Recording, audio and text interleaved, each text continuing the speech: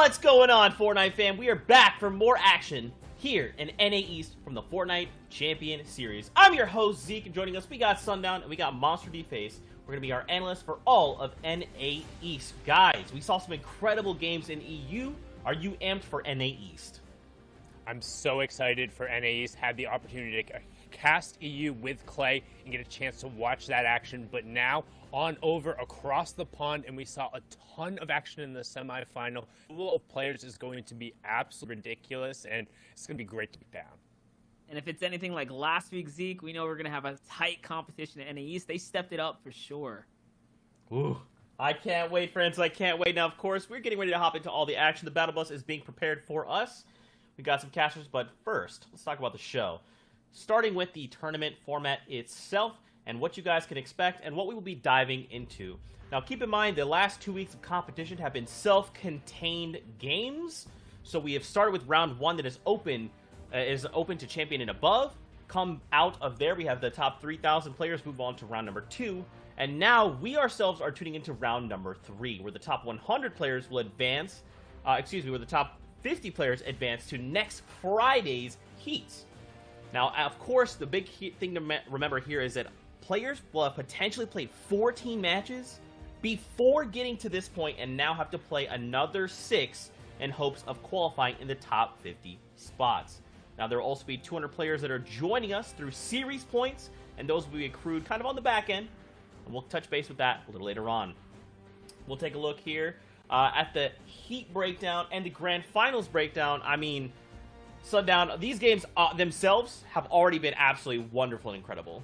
But the heats, though, this is on another level.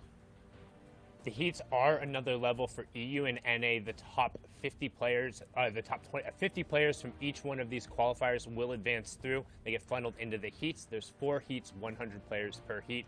Top 25 from each one of those 4s advance to the grand finals, where we'll see another 6 matches, and in the end, one FNCS solo champion will be crowned per region. Ooh, the excitement is so real. Now, of course, you're probably asking yourself, well, how are these players racking up the points? Don't worry, we got you guys covered. The point format itself, very similar to something that you have seen in the past, and if you've been keeping up with all the action, you've been with us, you're very familiar with it. But for those of you that might be new, check this out. Victory Royale worth 14 points, plain and simple. Placing anywhere between up to top 75 will get you at least 1 point, but you want to try and place top at least 10, because that's when you'll start to get those big chunk of points, and then top 5 and up being the incremental point differentials. Now, of course, every elimination is worth a point, but now it is capped at 20 eliminations. So if someone gets 25 eliminations, they're only walking away with 20 points total. So a maximum of 34 points can come out of a single game. And don't forget, there is, of course, prizing up on the line for all of these players. Everyone who does participate, all 100 players who have made it to round number 3, will, of course, walk away with something for their time. A little bit of cash, you know. $5,000 isn't anything to scoff at, huh, Monster? Yeah, definitely. I'm sorry, 3,000. This is NA East. Right. But hey, it's still big money. We're talking money for playing not even at the grand final stage. Like, they're just working their way to heats, and this is what Fortnite does, what Epic does. They take good care of the community, but we saw that this is also a big thing to play for, right? Everyone wants that first place. The regions have been showing that as well. That's right, man. It's so cool to see everyone getting a little bit of that pie for making it this far. And of course, you know, don't forget, top 50 is really where you want to try and land. Here's an overall breakdown of the prize pool. Earlier on in the day, we did see Europe, and they had a $50,000 prize pool total. Here in NA East, $31,250, and the other regions are there on your screen. Now, don't forget, we're back tomorrow, same time, same place. So if you missed EU today, don't worry, you'll have a second shot tomorrow. With that being said, the next thing I actually want to talk about, there's 2 big kind of like announcements that I did want to touch on. The first one is actually something that revolves around Party Royale. If you've hopped in, you've been keeping up, you're already aware of this, or even if you tuned in earlier, you heard my announcement then, get ready for it again. It is all about Shark Week. It is an absolutely incredible time to be playing Fortnite, an incredible time to be hopping into Party Royale, because this week, on August 10th, in Party Royale, we will be an exclusive world premiere episode of the Tiger King Shark. It drops 2 p.m. Eastern and will run at the top of every hour for 24 hours. So definitely hop in, give it a watch, and you know what? Next time a shark jumps into your box, you'll probably understand why. Because sharks are crazy. They're absolutely crazy. They're animals and monsters. And obviously, for more info, don't forget to check out the blog on Fortnite.com. I'm going to be hopping to that, Monster. I'm a big fan of Shark Week. I can't miss out on that at all. Now, there is the second thing that I did want to talk about is, of course, Joyride has hit the game. And though a lot of players can cruise on around in vehicles, we will not be seeing the vehicles in competitive play. So just keep your mind on that. With that, I'm going to turn it over to Sundown here this way for a little bit of an announcement. Yeah, so bringing it back on the competitive side of things, wanted to talk a little bit about what we had going on in terms of an official Discord server. We're working with some top competitive players across all of the regions, not only identify immediate tournament issues, come also competitive impacting bugs, reporting cheaters, teamers, looking into some of that.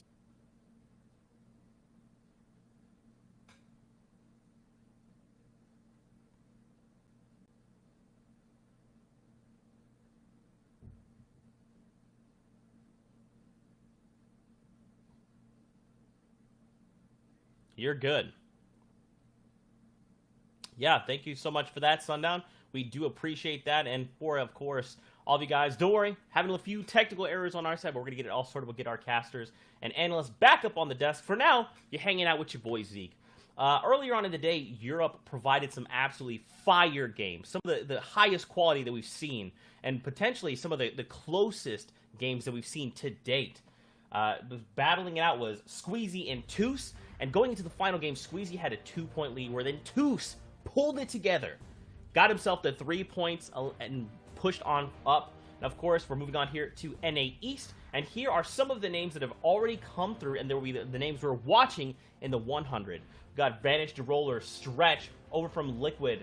You know, a lot of these players, and even some that you're familiar with, may not have even qualified to this point because it's been a pretty steep competition. A lot of these players have truly faced off in the gauntlet and now are joining us here for the next set of games. Graska, another person, Acorn has popped off in such major ways as well. So what we have to keep in mind is the biggest takeaway is a lot of these players are probably in the prime right now because they've already queued up for a potential total of 14 matches. And now they're moving on to these set lobbies where the same 100 players will battle out for 6 matches. So they have to come back, they have to kind of reassess and decide, like, okay, I've been kind of doing these things up to this point. Well, now there's going to be a meta within the meta and this competition specifically. So definitely, the competition will take a big step up. Booga, your world champion there, has qualified. Reverse 2K, an old homie, of course. And Zexro there on screen. Now I'm going to see if my boys are here. Sundown, are you there with me? Turns out he is not. But you know who might be here in just a moment is actually our boy Bala TW, who will be hanging out with us as we take a look at more of the qualified players here in NA East. Oh, yeah, man. Fun. This is Paul, is that you? Yeah, I'm here. We're back. I'm in for the guys who are running a little difficulties. We're trying to get them back as fast as possible. But Zeke, I'm here for backup. There are so many good players who qualified for this round 3, but things are slightly different. I'm looking at this list right here. Assault, AJ, Cease. Some of these guys have already pretty much made it, and they have a little bit less pressure, but others have all the pressure on them. And also, I want to point out some people who are triple qualified, the people who've made it 3 times to round 3. That's players like Clicks and others too, all the way through on this list, Zeke. That's right, man. And like, it's kind of like a tall ask if you kind of think about it, right? 14 matches, you're like, man, you put these players through this, and now they're coming in even hotter. And the thing is, like, this is kind of like a great snapshot of what we can view heading into Heats next weekend, because those will also be set lobbies, but that's also the very tippity top, the best of the best facing off. And we've seen some of that, right? Like, even in EU, the games, when they are turned on up to 11, they bring so much heat. Yeah, they really do. I mean, we saw last weekend some crazy games. We saw this weekend so far with EU, a 1-point gap between the top two, and I expect that NA East is going to be just as close with the way that these guys are going to have to play. But continuing down this list, Zeke, Hogman is here, Calc is here. I already saw Zexro and Macwood on the list too, so that entire trio has made it through in the solo round 3. Gabe as well, one of the triple qualified players. Aspect too, who's coming back and rising himself back to former prominence for Aspect. You got Dubs, right? Just to name another one. I mean, there's so much talent here in NA East. It's very much a who's who of talented players, right? Like, you can literally point to any single player and be like, yeah, I know who that person is. They've done some incredible things. They've won this tournament. They placed this well. They did well in trios or you know, it's just chock full of talent. My biggest takeaway will be the new faces that we're seeing. Maybe players that didn't necessarily qualify last weekend that have this weekend to get that last chance. Yeah, and one of those guys is actually Furious, our FNCS Invitational solo champion in NA East, and he's here in round 3 for the first time, and he did really well in the semifinals, back to the old style that we saw him in the Invitational. For him, this is possibly the last chance to qualify for seasonal finals. That's right. They've got tomorrow and as well the series points to hopefully bring things together. But with that, let's go ahead and take a look at some of the games that happened from round number 2, the qualified players. You know, a lot of these guys did have to put up big if they did hope to make it through that 100 till round 3. Yeah, and this is just a recap of some of the stuff that we saw in the semifinals. Slacks showed up huge, and we'll take a look at a couple of the Victory Royale moments for all of these guys. But look at the ramps that he has in the final 1v1 to block out the last player. And of course, with Kit Shockwave Launcher, which we're seeing become even more prominent in the winning moments for everybody in the zone. He's already knocked him out. That's Marzo W who goes down, but still, so many other players too. Our last weekend, day 2 champion Stretch, and also the DreamHack July champion for NA East, also grabbed a number of Victory Royales. He was up there in the top 15 in the semifinals too, Zeke. Yeah, let's not forget, last week, him and Booga faced off, right? Stretch was the one that came ahead by 3 points. And this has kind of been the big question, has one carried the other, which one is better, et cetera, et cetera. And that last week was Stretch's week, and now he might be back to try and show us again. And you know what I loved about these semifinals games right here is it's literally a preview of what's to come. This was one of the craziest clutches I have ever seen from Acorn, and we're skipping way ahead, but from the start he was shambles, taking out Hero, the last player before the 1v1 situation, and it was low HP all the way. You saw the crash pad to get back in the zone with literally 1 tick left, and then he dips back in. The confidence to go for that, and then the aim to finish up with the charge shotgun fire, and then the AR swap too. He's going to be contesting against Stretch, who we just saw have a 1v1 in the replay prior to that. Bro, I'm telling you, these games, I can already tell just by watching some of these replays and these key moments, it's like, you can already tell these players know what's on the line. For those who are looking to qualify, they're like, this is it. Now is my do or die. And for those that have, there's so much confidence, like you're saying, behind every little thing they're doing. Riverson here up on the high ground, 3 players left.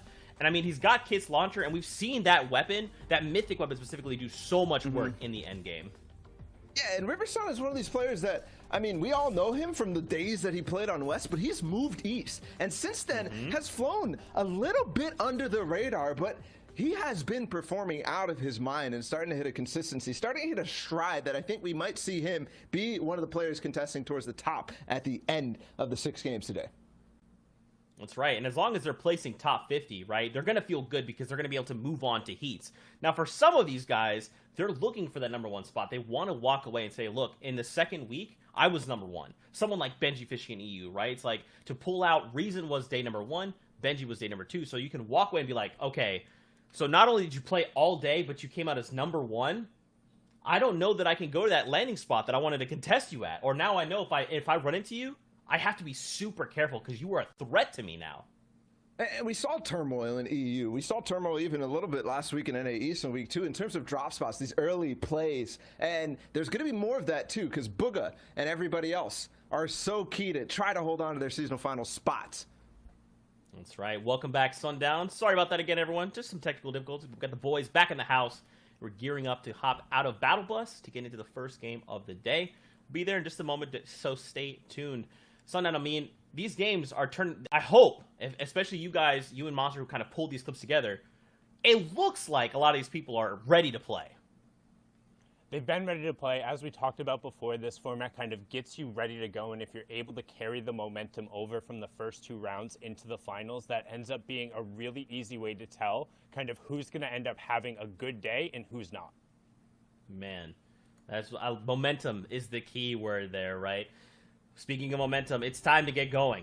We're going to get ready to send it over to our casters, get us into the first game of NA East, Aussie Antics, and Shy Wager. Take it away, gents.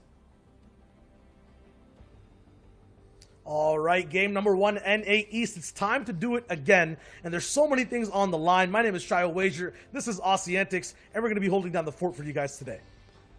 Oh, we're going to be holding it down indeed. I'm so ready to get into these games. Yeah, and like I'm noticing. Okay, yeah. Right, let's go for it. We're going straight into games. Game number 1 is starting. The battle bus is ready. These guys have already landed down. Probably they're fighting out. Now, one thing that was said is that a lot of these guys have qualified, but I've noticed something else though, Aussie. What have you been noticing, Shy? Hit us with it. I've been noticing that a lot of these guys who are playing today have been on teams together before. So I'm looking at Mac, Zex, and Calc. Macwood and Hogman, too, who do it at one point. I'm looking at Booga, Stretch, Clarity, G. Although some of these guys have already qualified for heats, respect and beef is on the line. Casker, Posick, so many players who are used to playing with each other are now going to be set head-to-head, and I can't wait to see how that plays out in Game 1 of NA East. Yeah, sometimes it's friendly rivalries, sometimes it's just rivalries. We talked about earlier, Zeke mentioned it, who carried who in duos, right? There's always these kind of conversations around those big names, and no one wants to be known as the one who was like the weight of their team. So yeah, there's big teams trying to show up. Last week, Stretch came out on top of Booger. Can Booger do it here today? You just don't know. And some of these players have already qualified out of their teams, some haven't. So they've got more to prove than their counterparts as well. And coming into these games, they talked about, it's all about momentum, but it's also a lot about pressure. This is your second last chance to qualify. If they haven't already got their spot, they're feeling the pressure more than their friends. Yeah, you're talking about momentum, pressure. I just think about holding your drop spot down with those 2 words, because that's where it all kind of starts, right? With 2 hours as well, just to play, and then maybe a 30-minute break before round 3. You don't get to do too much research, and it's that much more intense when you're thinking about where you want to drop. Yeah, the same thing as well. There's a couple of games that are really going to decide how it goes. If a player's thinking, hey, like, you know, Stretch is looking good, but maybe I'm going to drop on him and see how we go. Misty's a big POI, and then he cleans you out in game 1. Maybe you change your plan, and that's going to have a big impact on him for the rest of the tournament as well. You really do have to kind of condition those drops. But again, some of these players have qualified already into heats, and they're looking to hold down their drop spot going into heats as well. We've seen some really, really big players have some unfortunate situations in these set lobbies when they go into their heats, and they're just over-contested, and they have to make last-minute plans. But I'm looking at players like Booger, who have been changing up their drop spot quite a lot, who have that versatility. They have a backup plan if all things go wrong. But I know, like you said, some of these players haven't had time to figure out their backup plan yet. Yeah, I mean, they literally still have questions in their mind, but you have to find answers now. Today's all about making a statement, and game 1 is where you can make the biggest one. That's where people start to get confused, maybe switch their drop spots. So already 10 people down, Aussie. I'm curious to see how far these early fights will go. Yeah, 10 people down already. Wouldn't expect that one as Glace. Obviously, here's a player over here taking on some Marauders. Massive audio cues there. Marauders obviously giving you quite a bit of loot if you can lock them down. But just like that, Edgy, a player you would not expect to get caught out like that as well. Edgy already out of here. One of the most consistent NA players you're ever going to watch. But those Marauders, they're loud. When they find you, they're loud. But also, you've got to be loud to take them out. And Glace, here's that. Comes over from Orchard. And he has now got all of Orchard and a whole pack of Marauder loot. He is looking phenomenal into game 1. Yeah, and these are set lobbies, so Edgy has a ton of time to think about how that happened, what to do next. I hope that doesn't fully affect his mental. We're tuning in with Cuddle Bear Gamer 1, who I'm pretty sure is Innocence, and he's on his own fight all the way over in the water. Yeah, it is. Cuddle Bear Gamer looking to try and not be so cuddly here in this first fight as the boat comes in. Maybe one of those rotates that will change up in future. These players probably didn't know they were going to run into each other out here, but Innocent's happy to run into this fight with the SMG out. Does some serious damage. Just noticed, wasn't even carrying a shotgun. I'm guessing based on this loot path and this drop, maybe just doesn't actually have the ability to get a shotgun on this rotation, but proves he doesn't need it here, but he's not looking the greatest on loot for it. I mean, it's so early in the game. First zone barely just showed up, and people are starting to just see where to go. That being said, Innocence is ahead of the game. He's there with the beams. He's down for the count and looking to just deal that damage. Dealt some serious damage. We tune back in over a Trick. Someone I haven't seen too much. Don't know, maybe first time in the qualifiers. Didn't notice him too much last weekend. Got 2 Peppers in the inventory. Had a lot of discussion around the mobility in the game right now. Who's carrying Peppers? Who's carrying Crash Pads? I think just from watching some of those players that really are dominating in these stack lobbies, like Stretch, like Arkram, who are just putting the Crash Pads to ultimate use. But the Peppers still have their own rights as well, especially for mid-game disengagements. As Trick looking to pull out a trick here and be a little bit sneaky, not opening up this chest, so Jelty might come in here into this little trap, hear the chest and want to get it, and Trick is waiting right on top of it. Oh, this audio cue is so unfortunate for Jelty if he does come by, but he's avoided the house. He's moving on. I'm pretty sure we've always seen this house be a type of trap. No, there's someone else actually who's coming in. Doesn't have to be Jelty. Ooh. I think Trick is going to drop down. Big charge shot, but he misses in the box. It's another spray that just lands, though. Yeah, interesting. Like, I mean, I remember me and Sundown were talking about this a couple of tournaments ago. It's just using those old school Battle Royale-esque strategies. With all the building in the game right now, it's a lot of kind of like brute force fights in Fortnite, but just kind of going for those old sneaky strategies, hiding on top of the chest, hiding around the corners, just getting those advantages. And they do. That's a really big elimination. And Trick now has so much loot, he can't even decide what he wants to do with it. I mean, what I looked at before when we just tuned in with Trick, we were talking about Peppers versus Crash Pads. I feel like the more offensive players, aggressive players, they go for Crash Pads in their inventory. Trick having Peppers early, just a few shields and guns, might just want to stick to getting more shields, keeping those Peppers, and staying alive for late game. Ninja on height. Now that's a bit of a throwback shot. This is what we're going to see. If Ninja on height can pull off a win on height, that would just be phenomenal to watch. Kind of coming around here. Good drop spot knowledge here to know he can crouch through that window to get a nice little angle around here. Steamy stacks that up here. Why we haven't actually seen too much drama around, to be honest, surprisingly. It's a great PY on the map, but the fight's breaking out and Ninja on height jumps in. He goes off the height. That was so close. He was on 4 health there in a single tick zone. He had 3 more seconds to close out, and he does, taking down Polarized, a big name in the finals today. And I'm not entirely sure who Ninja on height is. I don't know either, but you were talking about classic Fortnite. That's one classic fight for drop ownership. Staying in the storm. I didn't even hear any SMGs, just classic shotgun trades. Good job by Ninja on height, and we'll see if he does take that high ground and win the game. He's got that extra mobility out of Steamy as well, so the Storm fight there, not such a big deal. Got his Storm Surge tags now as well, so he can rotate a little bit late. We see some of those players going for those later rotates, sitting in zone a little bit, and it does work well, but if you come from an uncontested drop, you need to find your Storm Surge tags somewhere, as we have already lost 15, so maybe NAE's gearing up today, maybe not going to see too much of those Storm Surge issues, but if you're going to get Storm Surge in any game, it's usually in those first couple games when, like you said, Shy, people are trying to find their play style. They're usually playing a bit more passive, feeling out the games, feeling out who's around them, and not taking as many fights. So if we're going to see it at any point, we're probably going to see it in this game. Yeah, you're talking about Storm Surge. Let me just quickly give you guys a rundown of it in the shortest way possible. Basically, you have to deal damage, and if you don't deal enough, you start taking damage. So Zexros is going to want to get closer to the middle of the map, base up like he is right now, and then just look for tags long range, get that damage dealt more so than all his enemies around him. Yeah, he's got that burst R in hand too as well. That extra zoom that was added in the most recent season of Fortnite, it helps a lot for those long-range tags. This is usually a go-to choice for a lot of the comp players getting their tags as Day, looking to do the same here, and it does. It changes up the way these kind of stack lobbies play out, because you don't just take shots on enemies you might be able to eliminate. It's just getting damage for the sake of damage, but quite often it can get you kind of held on your rotations too. People are looking to aggressively take some damage on you, so if you're not in the right spot and you're not picking the right rotation, it's going to cause a lot of issues, as Day looking like he's picking a good rotation, as we get a pretty brutal zone for players. I'm imagining around that kind of caddy corners, misty areas. We get a really far northwest zone, which is quite a difficult zone for some of those players to make it through. They have to rotate all the way from their mythic and difficult POI up through authority, as Day's getting into a fight here. Yeah, beams and bounces all around. I'm not sure what Day wants to do, which person he wants to beam first. There's his target. Nice quick shot off Posick, actually going down. Such an amazing player. Won't be able to see this end game. Now it's Drowsy and Seatplit, who are also just taking this fight, but I think Day now is the one conducting everything. He's going on the wall, box to box. Crash Pads might be able to save Krause up top, but I don't think it's going to be possible. Day is still chasing him down. I think he needs to calm down just a little bit before he gets a little bit too ahead of himself. No, it looks like he wants to get ahead of himself. Like the launch pad came out and Day is still following here. He's chasing it down. Doesn't need this fight. He has that launch pad on the ground if he wanted to just box up on it. But no, Day thinking he wants to close out this fight. He did come through and he heard the Drowie was taking some damage. Day up against the wall now. I think we're going to have a classic charge shotgun versus tack. No, Drowie has the charge shotgun as well, so he can play that defensive game. He's dropping down, just trying to get what he can out of this fight. But Day is just giving him no breathing room. He is not letting him get out of this one, as I believe that's Drowie's second launch pad. That's 2 launch pads placed space there just to get away from Day. That is not how Drowie wanted to play his mid game, as Day still not letting up. This is a stack lobby, Day. This is not a pub. You have to slow down here, but maybe this is the play here, getting some eliminations on the board early, as Blake now looking to see if he can capitalize on this, putting out more pressure on Drowie, and after all that, Day doesn't even get the elimination. Oh, he does. He gets that last shot as Blake, as pressure applied, is just enough to give Day the opening to finally lock it down.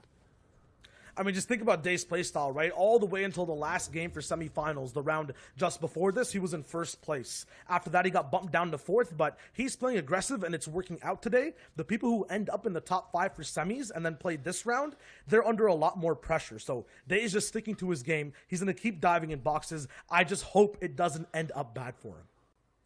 Yeah, we saw that a little bit as well. P-God, obviously, who came first, and I believe day 1 of the NA East qualifiers as well. He came into that with a quite aggressive semi-final, toned it back for finals, but he did. He still stuck to his gameplay. It's sometimes not just aggression, it's just confidence as well. And in these set lobbies, especially some of these players who, wow. Sizz Lucky, now that's an old classic name going down here. Sizz Lucky, a fan favorite one to go down here. Oak is picking up that elimination. I was going to say, some of these players who maybe their first time in the finals, having those nerves, they can be easy eliminations. Those mistakes you wouldn't expect top tier players to make are normally going to happen in these first few games as they try and feel out the lobby. Yeah, filling out the lobby and filling out the map too. On the bottom right, it's kind of blown up there. You can see exactly who's under more pressure on the south side and the east side of the zone. They all have to move in, but look at how much space is already taken from Okus's point of view. Yeah, he's got 1 elimination, but that doesn't actually make him have any more space. Pandoosh, TCAS up top. These guys are not really side by side, but they're claiming every possible beach, hill, shore, and grassy land that no one else can really tag to. Yeah, and we saw how brutal water zones could be last season. This season, not so bad, because usually the water is now so shallow that you can build out of it, but it gives very clear sight lines. If you don't have some kind of rotation and you're just swimming through the zone, you have nothing to hide behind except for other players' builds. So this first game is a really, really difficult game for these players because they have to set up insanely well. If they pick the wrong island, if they try and go too far, nice headshot snipe. Ninja on height goes down. He does. He makes it out of Steamy. He doesn't get too far, though. This isn't that far from Steamy, but we've seen how deadly that headshot snipe can be. With only 2 bullets remaining, Shaw gets his 2nd elimination of the game. You were talking about players having to set up, Aussie. Right there, Ninja on height got completely set up going for a beam back in Storm. Just when you think you're safe, I think that's the most dangerous time you can kind of pick to try to go for beams next to the zone. That's a big snipe. That's really good there. And we'll see exactly what that ends up going on for in the late game.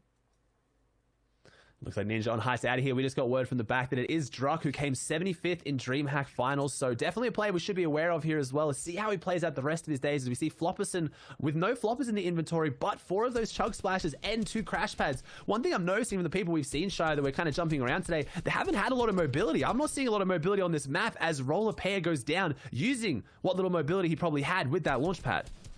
I know exactly why. That's what the 3rd launch we've seen and maybe the 8th crash pad so far this game. Everyone's just trying to play so safe and disengaged that all the mobility is just basically leaving their inventories. Look at how tight it is on the minimap on the bottom right, Aussie. You basically have to use your big mobility if you want to get past these players. Yeah, we're going to have to as well. That's what we saw that as well before. Day just chasing someone down, just running, using all the mobility they had. So maybe that's why some of it's going down as Flopperson looking to try and make his rotate on foot and not have to use those crash pads. We've seen how good they can for those late game refreshes. As one of the main issues right now that a lot of these comp Fortnite players are facing at the highest level is the amount of metal availability on the map. It's hard to get it right now and they need their refreshes endgame. And while we're looking at Rokane right now, him and Gabe are the 2 people that basically had to play or got to play in every single finals and finish in the top 50 in at least the first 2. So this is really good. I want to see exactly how Rokane gets to be in these positions every single week, every single day, and what he does uniquely from early, mid to late game. It's an incredible consistency. You got to think some of these guys have been playing Fortnite at the highest level for up to 7-8 hours by this point already, and he's doing that 2 days on the weekend and still placing this consistently as Rokane's putting out some pressure now. He needs something though. The Rokane, the consistency might go out the window here because he only has 28 bullets left in that medium ammo for the AR, and he has no spare shields, so he's going to need something pretty soon.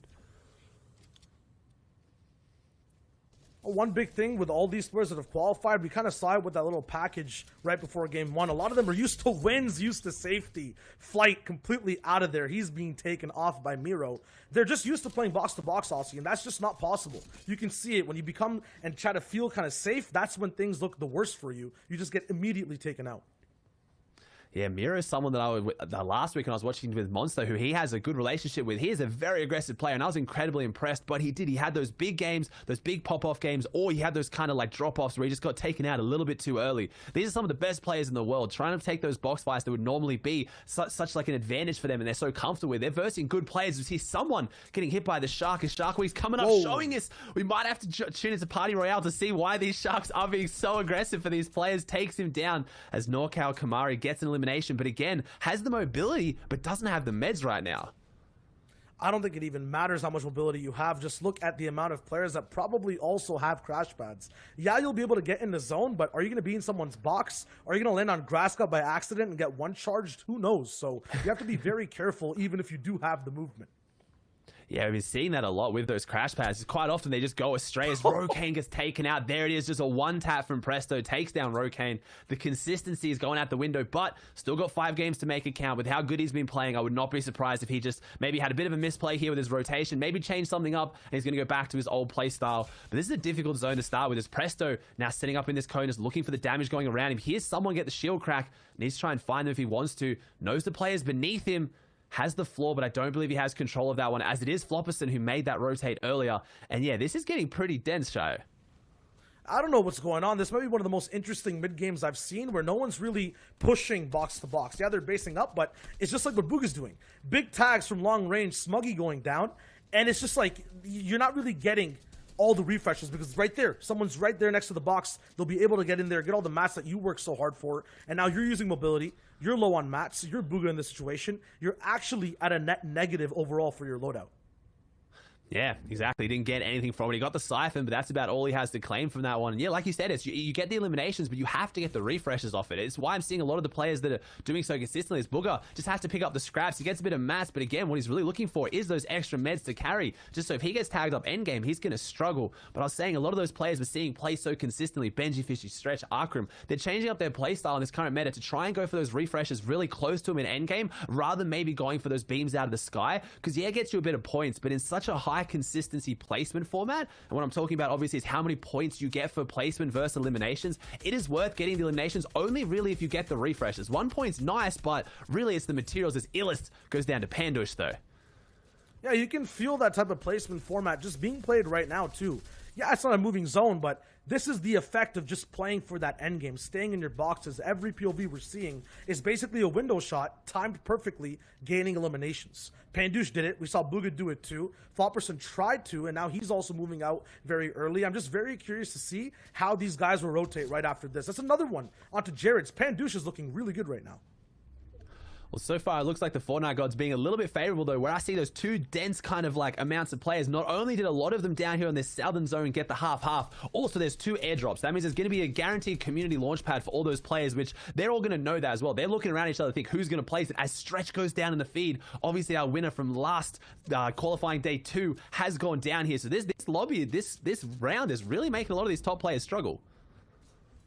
The Fortnite gods might be next to Bandush's box too. Not only did he get 2 eliminations, he gets a care package, an airdrop basically right beside him to take for a free launch pad. Here is a huge bunch of boxes though. Clarity, we got Zextra, we got Day up top too. These guys are basically in the top 5 from semifinals, and they're going to be rotating right beside each other.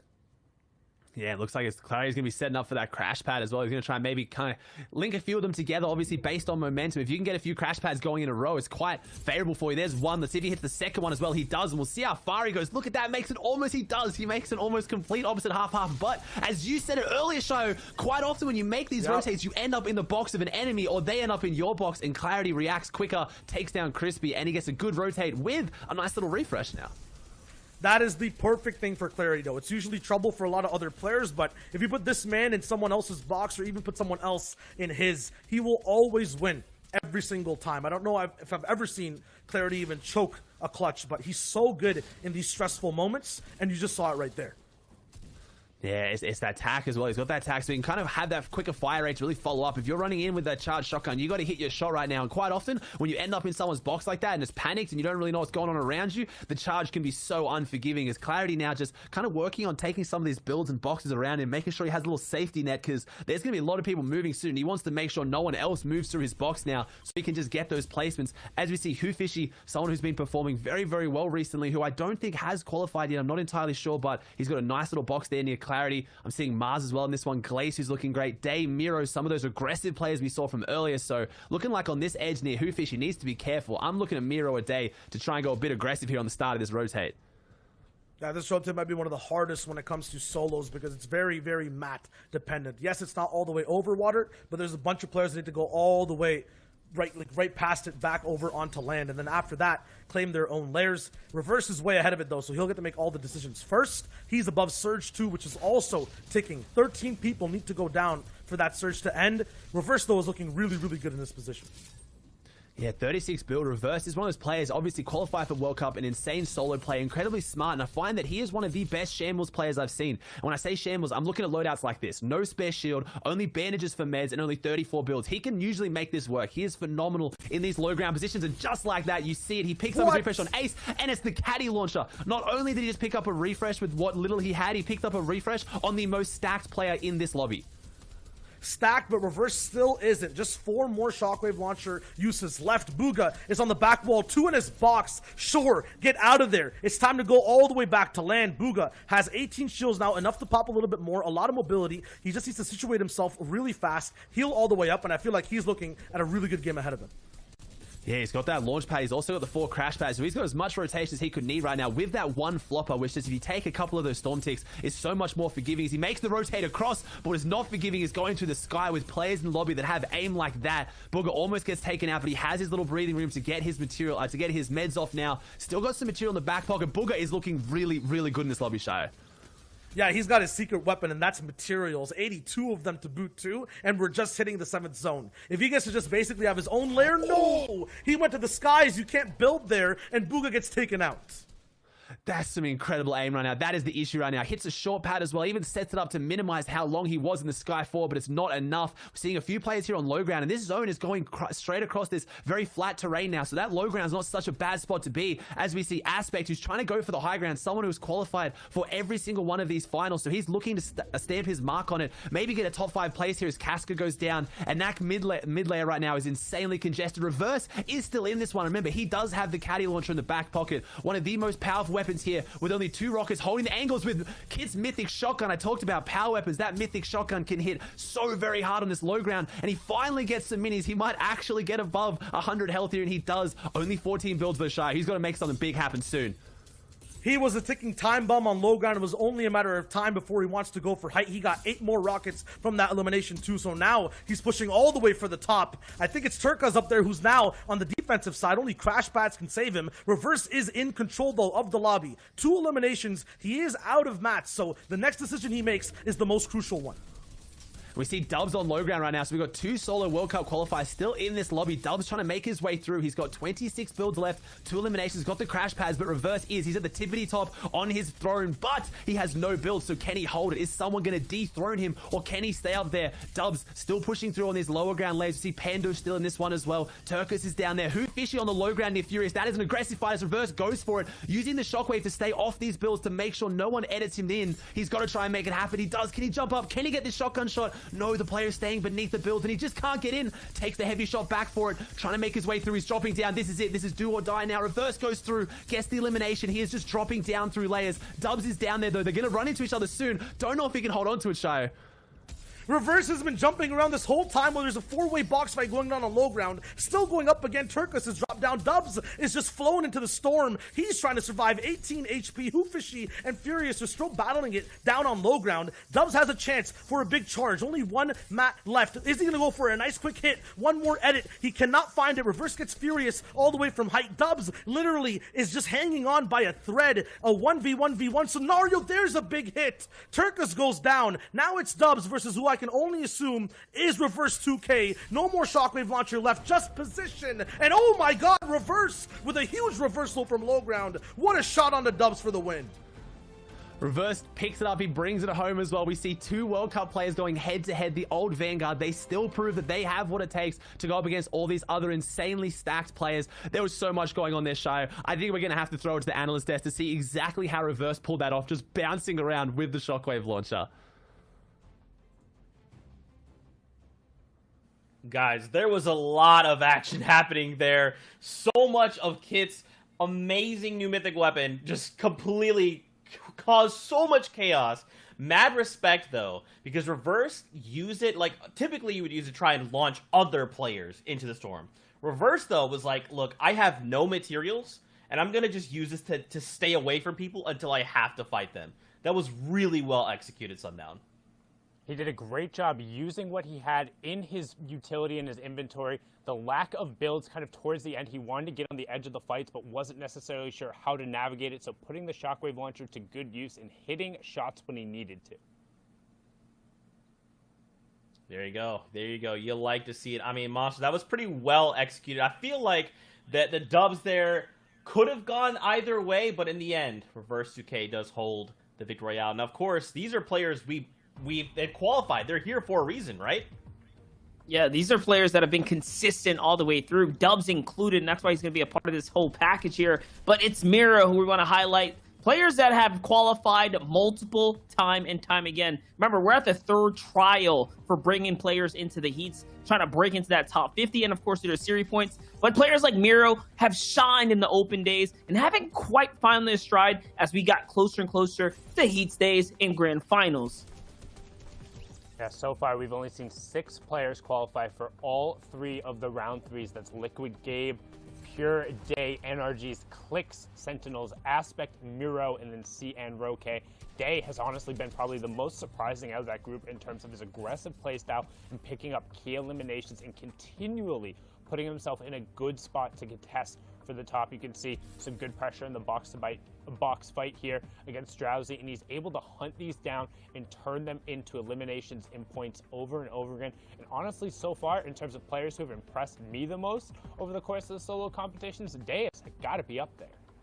Yeah, Day is absolutely up there, and you can see the aggression coming in. So this is how you get to those open call days, right? You got to be confident to fight. You got to be confident to push through boxes. And that's what he's doing without crash pads, right? We're talking just pure box fight mechanics, pure aggression all the way through. Here's that little highlight onto Gabe, like we said. Players that are consistent and pitching away, or honestly chipping away at the top. And it's these little frags like this that are going to grant you those steal away points that you need. But one of the mans of the hour is not only Reverse 2K, but also FaZe Dubs. Here's the early game look at how he's dropping in the Fortilla, just taking control, right? He hasn't switched his drop spot at all, Sundown. He's been playing every single time for Ocean's Loot, and he's been finding success.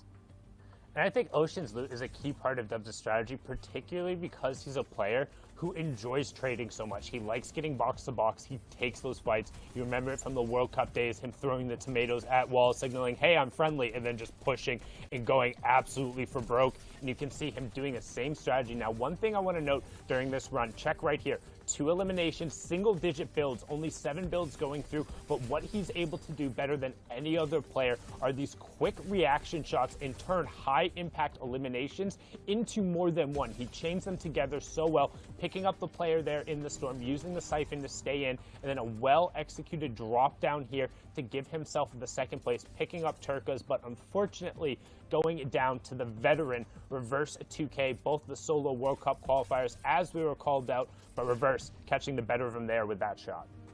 We had to run that one back from the other perspectives just so you could see Reverse 2K popping off, and 6 Elans is nothing to scoff at. Reverse is off to a crazy start this time around. Guys, I was going to say, having both perspectives of that was so cool, because while we got to watch Reverse hold on and understand, like, mechanically, I have to make it to the end if I want a chance to win. On the other end, you got to see Dubs just navigating, man, absolutely sick. Now, of course, guys, we got to see the standings. We got to understand where these players are after the end of that last game. Reverse 2K picking up the victory royale will mean he's holding that #1 spot with 20 total points and 6 eliminations. But Dubs, that second place there with the 5 eliminations, has put him into second place for right now.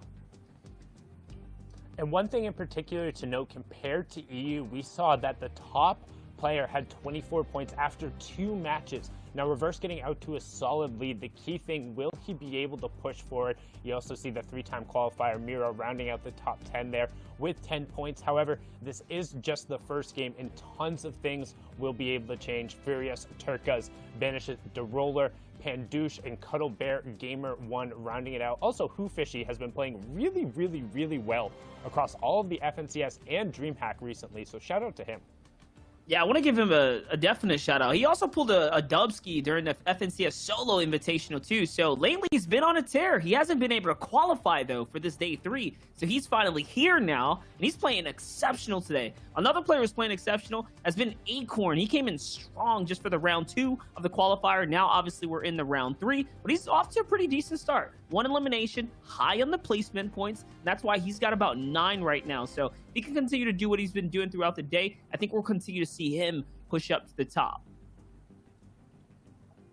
You can see there, 23rd Bugha, the world champion. Last week, we watched him take a 2nd place, and now he wants to come back and try and take the #1 spot. But again, more of these big names. Riverson there in 40th.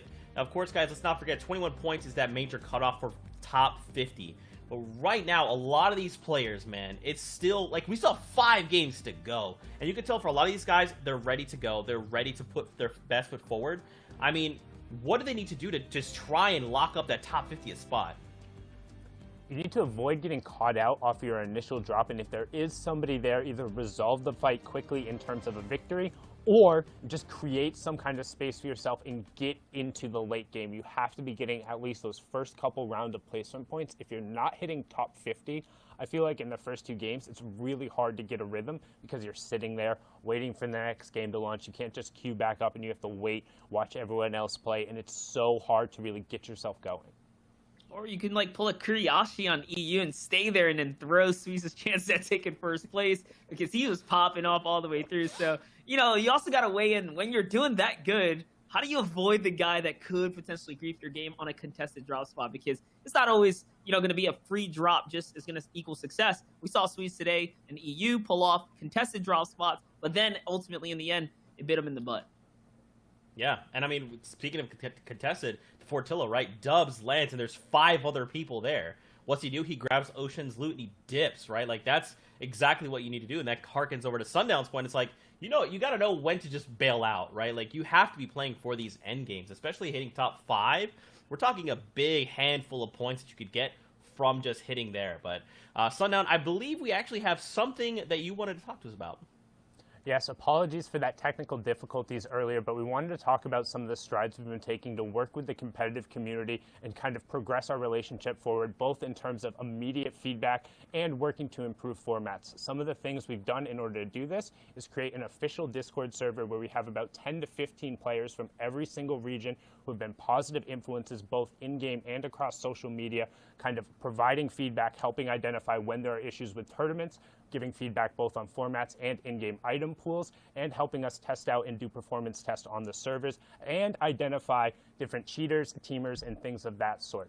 They've been incredibly helpful, and we want to continue to use this tool to help improve the relationship with the competitive community. Beautiful. Thank you, Sundown, for that. Of course, guys, we're getting ready to hop into the next set of games. 5 games left here in just the first day of competition. Don't forget, we're back tomorrow, same time, same place.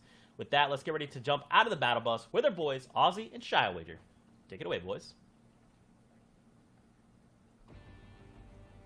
And what a way, Zeke, it was to start game number 1. Now we have the names to keep track of. Reverse 2K, FaZe Dubs, Who Fishy. Where will they be in this game, game number 2 of NA East? I think they're still going to be up there, though. The fact that Reverse, like I said, before he even hit that rotate, he is so good at playing those shambles games, and that's the most impressive part. It's a good skill to have as we're getting kind of a flyover of the map now. We didn't touch on it too much last game, but it's looking like a pretty even split show. Anything you are noticing in particular to point out? The only thing I can really see is the fact that there's a couple people fighting over maybe the Fort Crumpet, which I wouldn't expect, but other than that, it's looking pretty normal. I'm just going to mention the fact that the first game that we saw was maybe unusual because Reverse got that shockwave launcher off of elimination all the way early on. Right now, Dubs is just trying to survive, but he gets taken out by rocks. So, Rickety Rig, a lot of contention there, and our second place player is not going to be in game 2. Yeah, I think it's that conversation we're going to keep having, and I don't want to keep mentioning the same thing over and over again, but those mythic drops are just so hard to hold down and play consistent out of. I think C so far would be one of the most consistent players I've seen coming out of a mythic POI as Dubs goes down now and doesn't get any of that ocean loot. That, obviously, Sundown and that we're talking about being so important, integral to his gameplay, so I doubt he's going to change his drop, but it's causing some issues as Clicks now, known for being the Pleasant Park king, obviously not changing his drops, only has to take out one person here to get the whole drop to himself, and this is looking pretty good for Clicks, though. This is a box fight. This is toe-to-toe. This is where Clicks reigns supreme as he gets those cones around, just making sure he has as many builds as possible, gets the player in the box, just got to come through and take this one. No, the player getting away a little bit, but there it is, Clicks coming through. His edits and his build placement is just so incredible. If I had qualified for this round and I was looking where to go, I don't think Pleasant Park would be first on my list as Roller goes down and Clicks hitting him with a little bit of the emote. Again, we talked about, this is about conditioning your drop. This is round 2. He's like, hey man, I don't know why you're coming here. I want it for myself. I mean, he started to drop at Pleasant Park, but then Clicks basically made it his creative box fight map, and that's basically done. You're in the wrong queue there. You don't want to fight against Clicks. You're absolutely right. It's what he does best, what he practiced so much in that long competitive break that we had around over the New Year area. That is where Clicks just went to town. He was in creative. He was just practicing his mechanics back to back to back. We've seen recently, though, obviously Clicks being known as not having the greatest kind of competitive knowledge. Maybe his rotations being a little bit weaker, his game plan, and he's kind of gone under the wing of Bizzle, obviously one of the greatest minds in competitive Fortnite. And it's really showing here. Clicks is playing incredibly consistent and showing that he can alter his game strategy for these set lobbies. I don't even think it's the brain that's the issue. It's just his temperament and his patience. Bizzle just gets to hold him back just enough for him to actually think about what to do next. But still, having Bizzle on your back, I believe he can make literally anyone have the best game sense possible. And you pair the mechanics of Clicks with, that combination, it's absolutely huge. Another player, though, that has good mechanics, a good brain to boot too, is Illust. He'll try to make quick work of this box fight. Voom is going to have to just try to just get away if possible, because less shields up against Illust, it's going to be very hard to win. Yeah, and you say he's got the loadout to make a quick fight possible too. He had 12 crash pads. I have no idea where he's found those. And comes through with the low ground side jump, just takes down Voom with style, and he's still got 11 crash pads now. So I don't know. I was obviously talking to Reet the other day, and a phenomenally good player out of NA West, incredibly aggressive controller player, dropped 19 eliminations in his semi-final qualifier, and it was off the back of crash pads. If he gets a full set of crash pads, he pretty much just says, all right, this is my game. The Fortnite gods have blessed me. I'm going to W key everyone because I can just get in their box. And that's what we're seeing here with Illust. It's just such a big advantage to have when you have an item that can pretty much just guarantee no piece control needed straight in the box. And if you back your shotgun aim, you're going to win almost every fight.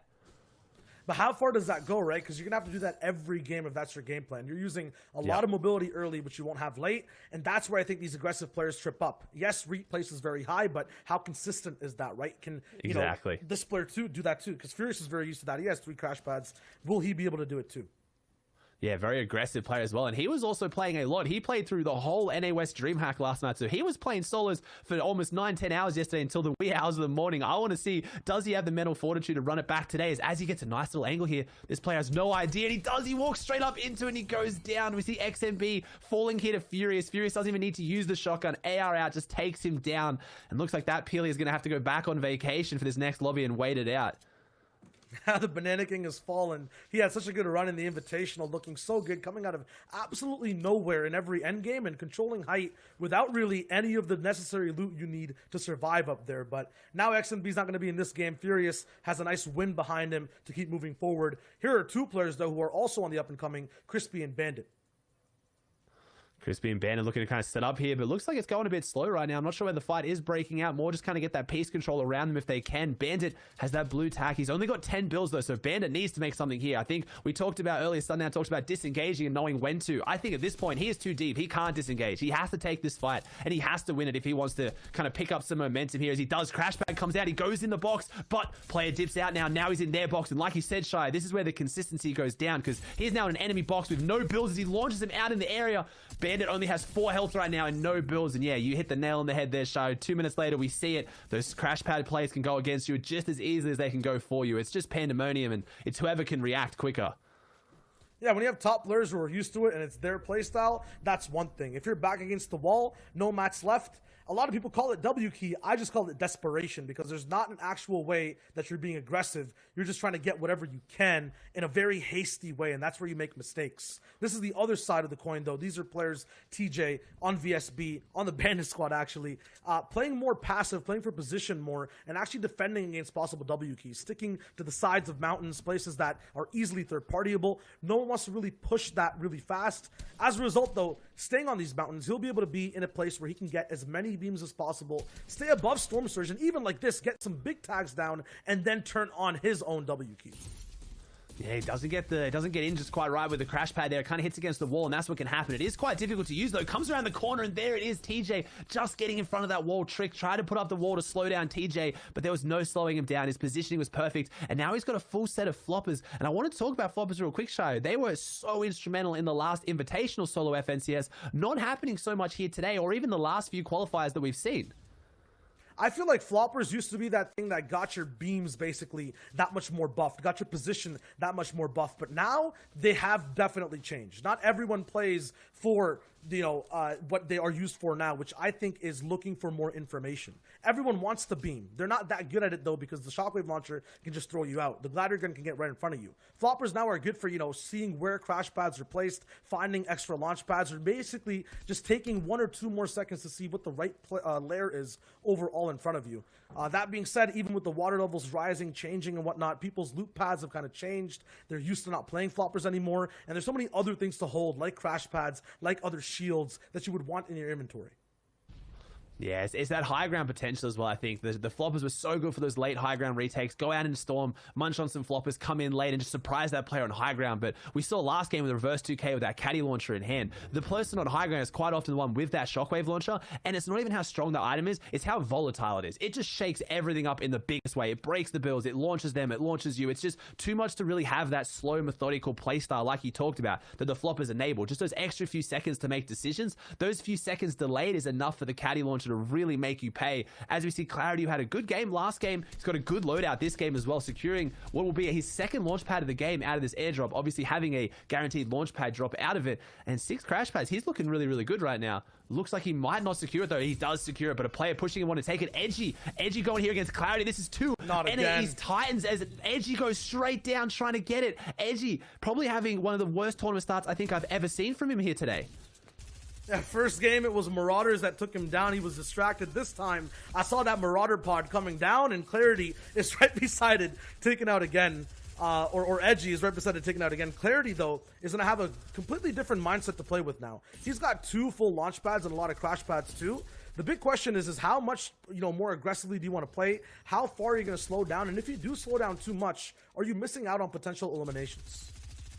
This player definitely not slowing down. It's Onymos. There's the Marauder pushing up the mountain. Not really sure how it got up here so quickly. I thought it was a player. I have no idea how this Marauder got up that elevation, but it looks like he'll be able to take that one down easily. And the Marauders draw a lot of attention. Like I said in the first game, they're very loud. A lot of people come in and look for those beams, as Divine here, part of Nobu, trying to find his way into this one if he can. He's got a really nice little base here with all these builds, but looks like someone's aggressing on into it, wanting to try and kind of make this base for himself. And quite often those players that are based up early like this, they have great piece control in these fights because they have so many of the builds around the fight, but it is usually the way to identify normally a more passive player, and Divine here has no shield and only 43 builds, so I want to see how he plays this, because as much as he's got a nice little spot here for this zone, he doesn't have the loadout he's going to need for endgame, and he's still 13 below Storm Surge as well. Yeah, he's the aggro player. This is another one of those people from the Invitational who did really well, but then have the question kind of loomed on them, was that a one-off thing, right? Are you going to place in the top 5 again? He had like a kind of middle-ish performance, nice elimination there, but Illis is on his back wall. He was 38th in the competition right now. Now he's kind of rising up, but he hasn't really seen a top 5 since then, and I really want him to get all the way up and perform again. And he just took down Turker's Watch, who was in 6th place. Someone that I'm happy to admit, have not heard about before today. Had a great game 1, almost broke into that top 5, was tied on points with top 5, but goes down here to Divine, so he is out of there. And that's probably, I think, the first person we've really seen in this major top 10 who's gone down so far. Now, let's talk about the differences between Game 1 and Game 2 that we're looking at right now, right? So in the first game, it was a non-Caddy Corner player who had that Shockwave launcher. From my knowledge, I'm pretty sure whoever landed Caddy still has that launcher now. So Reverse 2K, gonna have to play a normal game. That being said, too, Turka has had high ground for a majority of the moving zones. Now the entire lobby is gonna be having to play with different rules, different pressure. These aggressive players, too, Furious, taking out Snow, are performing really well in game number 2 before you saw how passive it was. So I feel like this game's gonna be a lot faster and very different from what we saw in game 1. Yeah, and players like Furious, just that the location of the zone makes such a difference. Furious would have been running at this point. He was trying to get to that far northwest zone, but Furious dropping in Lazy Lake, he gets to set up here right now. He's already had his early game fights. He's had his Storm Surge tag, so he's just running at people and taking close range fights. It's not that really slow, methodical, where you're going to position kind of gameplay. Right now, he has more room to breathe and more to play around with. His Polarized, who we saw go down in Steamy last game. Looks like maybe he changed up his drop spot, doesn't want to drop on Ninja on Hide anymore, as he's kind of much lower down here now. Misty, I have to think he has not dropped Steamy this game. Doesn't matter where he chooses his drop, he needs to catch up. He's basically missing out on a whole game because he got taken out so early. Already has one elimination though, so wherever he's dropping, it's working out. He has to get in zone here and then just play with this entire little combination of players near the south side. I feel like this is a better spot for him, but this has been the same story for Polarized every single time. It's drop spot issues. It's always coming second for some reason against some of the top players in the world. Right now, can he hold out and get to play game 2? He is being pressured by 3 different people on the south side. Still not in zone. He has to dip out. It's 44 seconds till he has to be all the way back in. Nice quick flank on this wall. I have to assume he got this elimination. That's really good for his Siphon. That's really good for his overall points. Yes, it's on D-Roller, the man who got first place in the semifinals coming in to this round of the competition. He gets his floppers up. His shields are now almost out. He needs to find more from here, Aussie.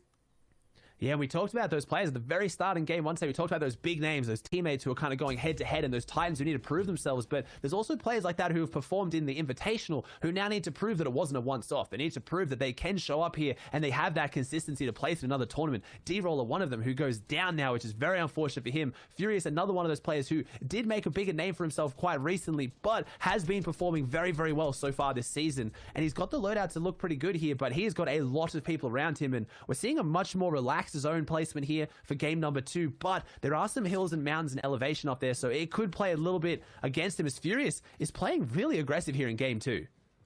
This is definitely Furious's game. Another trap set, another player gone. I have to assume this is another quick elimination. They're happening so fast that the server can't even keep up. There it is. A nice quick pick onto Okote, who got taken completely out in an instant. Didn't even do any damage to Furious. And now I'm scared if I'm every other player, and I've seen Furious's name 3 times so far in this lobby. 63 people left alive. He's been sticking to low ground. He has the lay of the land, the information as to who's around him. And if you just let Furious into low ground, you saw it last game, he survives all the way to the very end.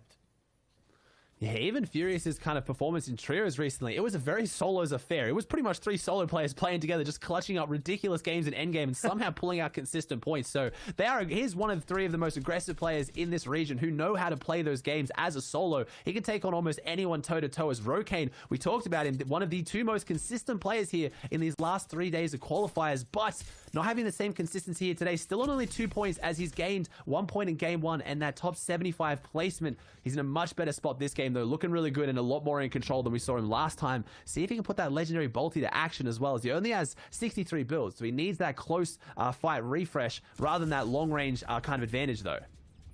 Still similar threats. The last time we left off with him, he was in a metal box. He looked really good. Here's the one shot there. Stretch, actually, who was looking at him this time. He got taken out. So in the first game, Booga was the one to take out Rokane. After that, he kind of got used to that play style. Takes out Stretch wall to wall. Very nice. So it's the mid-range that's Rokane's problem.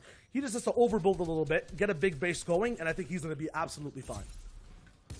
Yeah, he's looking like he's really good now. Oh, maybe not so good though. Someone else pushing here as Rokane goes down to Riversarm. The second of the Liquid Boys comes through and takes him out here. Shy with a little bit of the curse there. The caster curse we're also known for doing, but it looks like 1 Liquid Boy wasn't enough, but apparently 2 Liquid Boys is, as Riversarm, who's someone who was struggling. I saw him after game 1, right down there, just inside top 50, I think, on the leaderboard. So looking to have a good game here too. And since coming to NA East, obviously made a name for himself on NA West. He has been proving himself, but I think also struggled in last week's qualifiers too. So Okis in here in the box, and Miro goes down, another one of those aggressive players, and it's looked like we're seeing exactly what we thought would happen. These aggressive players just kind of falling short on the consistency side of things. The counter to every single aggressive player are sentinels. People like Rocane, people like Ocus, right? They set up first, they know exactly where you want to go, and then they just shoot you down. The issue is, though, they need time to set up after one quick shot gets delivered, after they have a good round of defense. You saw what happens when you don't have that setup time. Rocane got taken out. Ocus, though, has a little bit of time now to just get all his items back into his inventory, get some crash pads. He's not in zone, but he's very close to it. He'll be moving forward. Some people are already crash padding in. Storm Surge is not going to be an issue. There are just 50 players left alive for just this half and half circle. I'm very curious to see where Ocus is going to set up and what information he's going to go for next.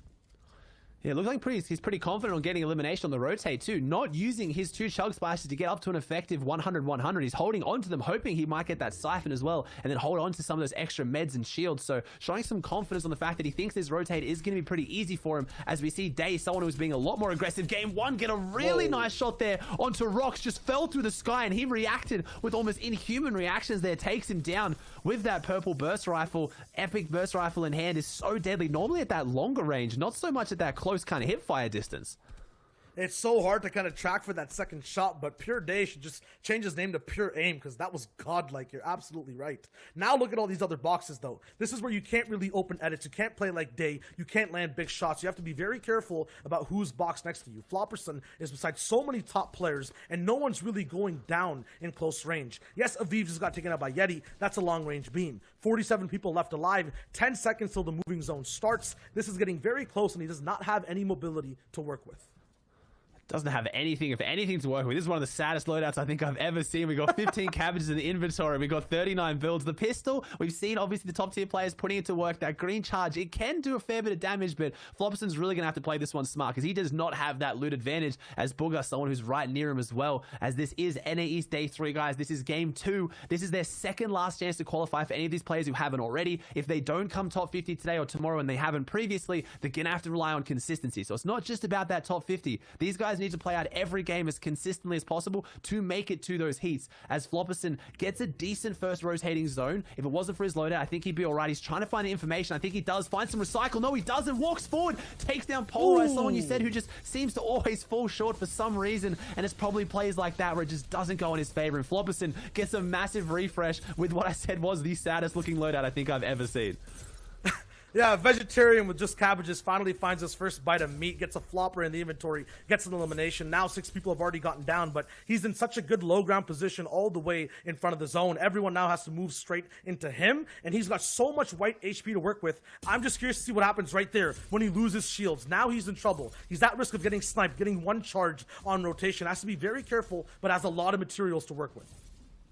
Yeah, and he's got that loadout to kind of take it a bit more slow. Like you said, he's got the flopper in those cabbages, so he can take an extra couple seconds to think about how he makes his rotate, because Storm's not really the biggest concern right now. It's that extra damage that's going to eat through that shield. He's only got 19 left, so he finds his play from beneath, though. Looks like he's going to go for the edit. He does. Waits for that play to come through. Really nice here. Flopperson, again, has just got himself back into this game. Shows why you can never count it out. Some of these players are so good. He breaks it. He gets the crash pad out. He's now back on the front side. As you see, Hogman on low ground, someone I haven't seen performing too insanely well, but another person who's very good at playing smart. Reverse still in this one as well. So a lot of the players in our top 3 still here. Talbs went down, obviously, but I think we have Who Fishy, Glace, and Reverse still alive as Riverstar gets another elimination. Day pushing forward. Only has 23 builds left. Can he find the refresh? Player comes right in front of him. Sees that Mogul Master in his sights. Probably going to try and go for something on him. He does. Takes down Cuddle Bear Gamer, who we know is, I believe it was Assault or Innocence, I think it was Innocence, who falls now. And Day is looking really good. That was a big mat refresh. Innocence will not be happy. Yeah, Innocence was found guilty of a really bad rotation. Nice quick pickup there on him. Now it's back to Reverse 2K. I was talking about, can he perform without that shockwave launcher? No more HP to kind of get. No more mats. He's absolutely taken out. He cannot bounce himself back in this game. Deemer picks him up, and now it's up to him to kind of carry on that torch for the game 1 winner. Can he find this one crash pad, another one too, in the right pocket to use while Casker holds it down from height? Macwood is all the way ahead of the zone, sharing boxes next to Hogman. Clarity quarrying down at the low ground. Still, though, it's such a big difference between where height is and where low ground is. I don't think these people will see each other. Al gets taken out, and we're tuning in with Day, who's really close to this top 15 situation. He needs to stay alive and play placements. He needs to play pace. That's exactly what Casca's doing too. Casca's up there looking pretty. He's just taking shots down. He's just moving forward. He's really not making any massive aggressive plays. He's just racking up those massive placement points. As they get into top 10 here, they are going to get a placement point for every single player that goes down, which when it's coming down to qualifying has been one single point every other week. It is huge as Clarity gets another elimination in the feed. Day drops down, tries to make his big move, and he does. He drops down and takes Casca. So Casca has lost the high ground. I wonder who we have up there in that position of absolute power as Gabe goes down here as well. Jelty taking him down. Hogman falls well. Top 10 now. Every single player that goes down, they are going to get placement. Does Day get another point? That's a 2-point swing. The elimination and the top 10 takes down Magnolia. Day is having a phenomenal game as he pushes through, and it is Jelty on high ground. As I see Demur gets knocked out, that has to be the shockwave launcher in play here. Flopperson still down in this mid-ground layer, trying to play what little he has. We've seen how good he is at getting his refreshes. He might need to get one more here to close this out. I think this one might even go to a heal-off show. This one is coming right down to the wire at the end. It could go to a heal-off, but everyone's kind of just used their floppers trying to get into these zones. Day is now looking kind of in trouble with no more big white floppers to take into his big entire arsenal. Jelty's all the way up on high ground. Day and Yeti are down on low trying to find out. Everyone is surviving, but using so many mats. Yeti gets taken out immediately, and now we're down to the final 4. Demur's coming up from behind. He's looking for a play on Jelty, but Jelty was smart enough to be aware that he was there. The high ground fight goes out. Jelty goes down right now. We have Day. He's on the low ground. Can he close this one out? He has Kit's Mythic Charge Shotgun in the back pocket. Can he get the big shot that we know it's so capable of doing? Day comes around for the side shot. Hits Flopperson. It's not as heavy as what he wanted. Hits him again. Flopperson is just leaving himself open. He gets boxed like a fish. He gets moved around. He looks like a flopper in this endgame as Day, with 3 beautiful side jumps, just takes him out. A perfect early, middle, and end game for pure Day. I can't believe someone can play that precise. I want to see exactly what gets broken down. Zeke, the analysts, hit it to me. How did this game go? I mean, you know, it seemed like today it was a very good day of Fortnite. So he got the victory royale and did not flopper Son at all with that. I'm so sorry. I'm sorry. This is what Shao does. Yeah, I was wondering where you was going with that, but you lost. I'm sorry. I'm still wondering, Zekism. so let me know when you find it, Zekism. because it'll never be found. Anyway, congratulations there, Day. The victory royale, you'll like to see it. Guys, I think a big trend we're seeing today is OG World Cup solo qualifiers are showing up today in big ways and popping off. I mean, we saw in match number 1 the battle between both the Dubs and Reverse 2K going back-to-back. So let's hop on board and see what some of the other solo World Cup qualifiers did. You can see Aspect picking up an early elim there. Clicks also answering the call with a box fight, what he does best. The 2 early elims going down to the Slayers there. But it just kind of goes to show that even a year later, all of these players who were so consistent back in the World Cup qualifying days are still at the top of their game, doing it among the best of the best in NA East. There's Clarity picking up Edgy there for a key elimination right there at 75th. But Riverson really stole the show away in this game. Yeah, this is where that big swing comes in, right? It's sort of that mid to late game. Once the zones begin to move and start cutting across, you see players like Booga finding the frags. We're going to see Clarity popping off. You saw a little taste of what Riverson was doing in lead up to this entire thing. And that's what we're talking about. It's the frags. It's the World Cup players still here, still very much relevant. When was the last time you saw Aspect going this crazy right in Fortnite? So players find their stride, just like Reverse 2K has found his stride in the recent times. And there's the big frag onto N-Pen. And it's just Aspect just tearing up a mess here in the moving zones. And one of the things you'll notice in particular during this clip is just how good and disciplined these players are during the moving zones in the late game, finding good tarps in the area. Now, we will call out the only solo World Cup qualifier who we did not see was Zexo, unfortunately unable to get himself rolling through this one. We did see him get taken out early there, but just their ability to navigate from box to box and find picks against each other. You can see Clarity here utilizing the crash pad, rotating through, and then boom, huge shot on the opponent right next to him, tracking him all the way. But again, 4 builds left to his name. Riverson doing everything he can to just manufacture an elimination, using the reverse ramp in front of him to get a drop onto Clarity in the top 10. So a little solo qualifier on solo qualifier action right there at the end. So many of these guys facing off. Now, of course, after that last game, Day did find himself the victory royale with 7 eliminations. Flopperson as well, a second place with 7 again. Both of these guys facing off. My question now is, how does this affect the leaderboard? We know coming out of that first initial game, Reverse held the #1 spot with only 20 points. So now what we have to see is the standings. How are these shaping up here on the first day of competition? And is Reverse 2K still holding the #1 spot? Taking a look together, looks like Day has dethroned him and is now 4 points ahead, 10 eliminations. Both have the Victory Royale, but, I mean, it's literally just the 4 eliminations separating them right now. 4 elims being the difference. You can see Flopperson just behind. Clarity, Yeti, Furious, Claw, the free agent, Cuddle Bear Gamer 1, Oe Who Fishy, and then FaZe Dubs rounding out the top 10. But already a little bit of a gap starting to open up. Day, a 9-point advantage in terms of Yeti, who's in 5th right off of there, but he's about 5 points ahead of what the EU pace was. As now we flip on over to the next page to see who's in that top 20. Some more of those solo World Cup qualifiers on the page. You can see Aspect, Riverson, and Booga up there, as well as the triple qualifier Miro. You gotta give some love to Jelty, who popped off that game as well, making that end game is going to be the difference maker here. The big placement points that he picks up there, coupled with the elims he was finding, is going to make him very much relevant now in 17th place. So, and it's a tie, right? This is a close run all the way up to 12th. Let's not forget that the difference maker there is just a couple of elims. Taking a look here, 10 points down in 30th place. Okus up to 21st. You got only 2 points separating them there. Hopping over to the next page. Looks like 40th right now, 8 points. Sizz Lucky right there on the cups. The top 50 will be moving on. And from other regions, guys, we've seen pretty consistently 21 being that number required to push on through into the top 50. It seems like we're on track.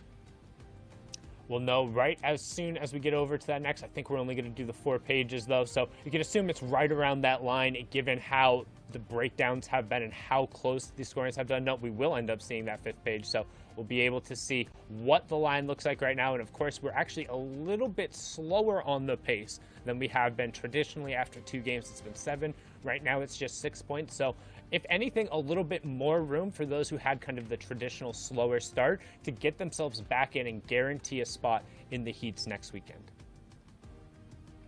And if they don't, make it in that initial bubble, they also have a chance with the series points to push them over and push them into the heats next Friday. You guys don't want to miss that.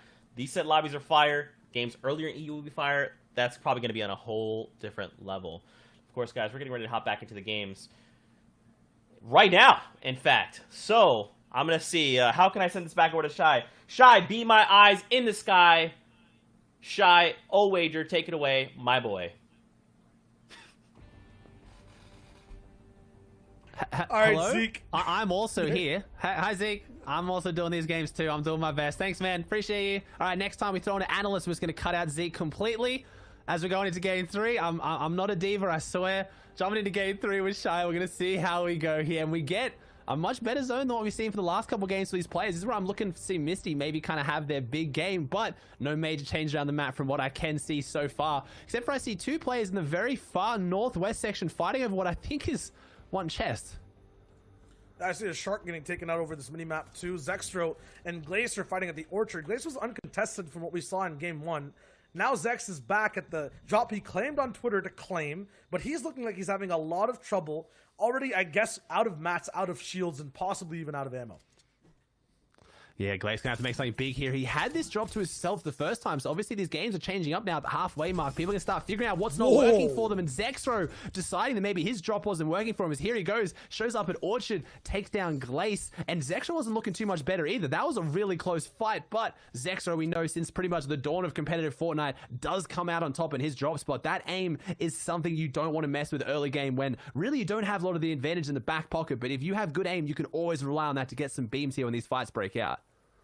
Well, what happens though when you put 2 big fighters next to each other? This is Furious and Divine, both very aggressive players, both have the aim, but Divine does not have the HP, and I'm going to predict not even a chance to win this fight with how low he is. Furious is looking so healthy. He's looking so good on the patience he's having and taking the first shot and edit. He is literally running circles around Divine right now, and Divine is not finding any angle to actually take in. There are the 2 shots that Furious needed, and what a quick wipe onto Divine.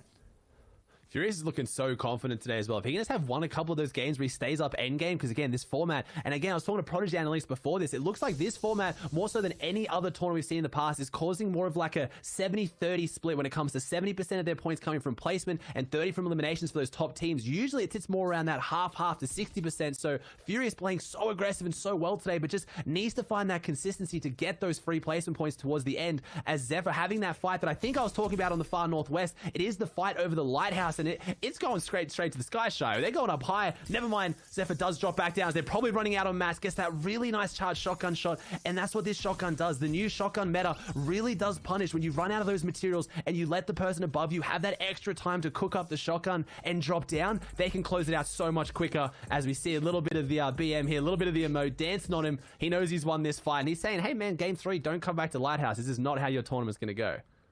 I don't think that anything matters though in terms of that, right? Like, you can say and win as many fights as you want, but if someone keeps coming back to contest you, it's over for Zephyr, because yeah, it seems like he's winning the drop, but he's not going to be winning the day overall. That's the big issue.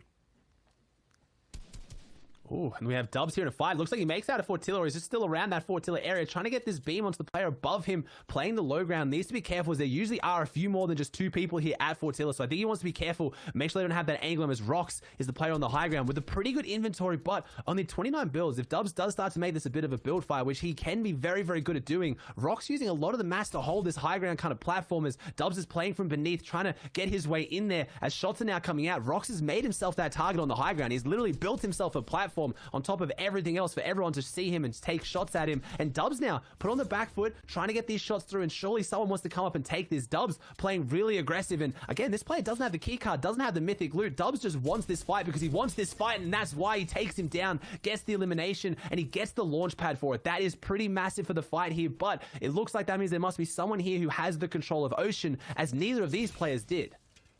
Yeah, very good prediction there on him just being way too open on high ground rocks. And he gets taken out for the 3rd time in quick fashion. Okay.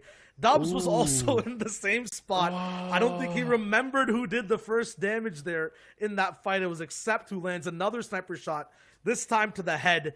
And Dubs is out now of game number 3. I have to think that's a bit of those kind of, again, we've said it's a long day for these guys playing solos. Dubs has had a lot of long days of solos, but you have to know when you've built up and you're taking a fight and you're getting third-partied, that means eyes are still on you. And with the prevalence of snipers right now, they're probably going to have something that can do that to you. Yeah, there's a third party in fights. There's a 4th eye, though, also on the leaderboards for a lot of these players. Now Furious, seeing that Dubs is gone, can even stretch miles ahead from 6th place even higher, leaving Dubs behind in 10th. He gets to just keep getting these points and keep getting up. Talking about points, though, and placement overall, it seems like everyone in the top 5-ish has an average placement of about 10 per game. Furious is sitting kind of way back on that with 20, and we can see that he's making it up for it with these early game eliminations. 2 already, where all these other players don't really have one to even boot up starting off this game. We'll see if he finds his 3rd, or if he gets into a trap situation. Furious, no! Illis sets it up for him this time, and wow, he gets taken out too. That is, again, Illist, a phenomenal fighter in his own right, but again, works smart, not hard sometimes. Didn't need to make that a flashy fight, just used his brain there, just baited that chest, and Illist takes Furious out of here. His aggression is stopped, and the worst part about that is, going into the last 3 games of today, that is a frustrating way to go down. Not only does he have to sit there now for upwards of 30 minutes before next game, he has to sit there knowing he went down to something as kind of cheeky as that. He's not going to be happy. Yeah, a bit of flying beforehand that said that there were 80 players around in NA that end up surviving after that first zone. Now it's already down to 77. So we're looking at a game that's moving a lot faster than usual. And we can see it's because people are putting up traps. Maybe people like Furious are getting too comfortable in fights over and over, or in rotations over and over again.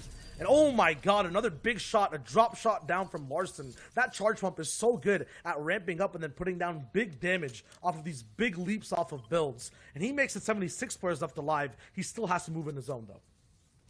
Yeah, and I know Zeke always talks about having that self-contained meta within tournaments, and I think we're seeing that meta across all the different days, though. A lot of the players here have either not qualified, and they're feeling the pressure and have to start putting up some big games to jump up there, but also some of those players who already have qualified and maybe feeling a little bit more comfortable with their playstyle, maybe feeling out a little bit more, and they just want to go a bit more aggressive, maybe kind of show some aggression at their drop spot, or just show that they're a big name in the pond. So I think those kind of all factors are closing this game out. As C-Plit gets some really nice beams onto Aspect, and he does. Aspect goes down. One of those players players who has now made it into, this is his third time making this round 3 situation, but unfortunately goes down. He has been dropping at the old shark, and he tries to make his late rotate, and Seaplit is just waiting for it. Now he gets to take all those fish that he had in the back pocket to make this zone rotate. An instant beam onto Aspect that he couldn't defend against. Not only was this an elimination onto Aspect, this was a hit to his mentality too. I know that he's a very momentous player, sometimes playing with emotion too, and that emotion is good when you're playing really well, but a double-edged sword when things end up going wrong for him. I hope he can bounce back in game 4. For now though, Seatplate rises in the ranks. We were talking about 6 points being the place you want to be at if you want to qualify, get that top 50. Seaplate's now at 7. He could push for 8 or 9 if he ends up getting a little bit of survival down in the end game. There's so many other people though in this game. Aviv, who we've seen survive all the way towards the end, he's 11, a little bit ahead of the pace right now, but will he survive it out in this game? A lot of people now are slowing down. We have 75 players left alive. Could see a little bit of surge, but I don't think it'll be too much of a problem. And these zones are very scary ones though as well. They're pulling far southeast, so it goes around that caddy area, obviously playing into the hands of that very, very dangerous loadout, but also is a lot of mountains in this area too. It gives you those really difficult zones where it goes up, down, and oh, that was a headshot snipe from Aviv onto Calc. Calc goes down. Pretty sure we're going to hear about that one. We normally do. He is out of this lobby. And Aviv kind of finding his way back, and he gets a double as well. Did Calc just get an elimination, or was those maybe Marauders? Because that's a lot of leftover loot. That's not just Calc's body there. That's something else. There's like a purple charge there. We were talking about emotionals or emotions and emotional players. That's Calc getting taken out. You mentioned it. Definitely going to be hearing about that somewhere.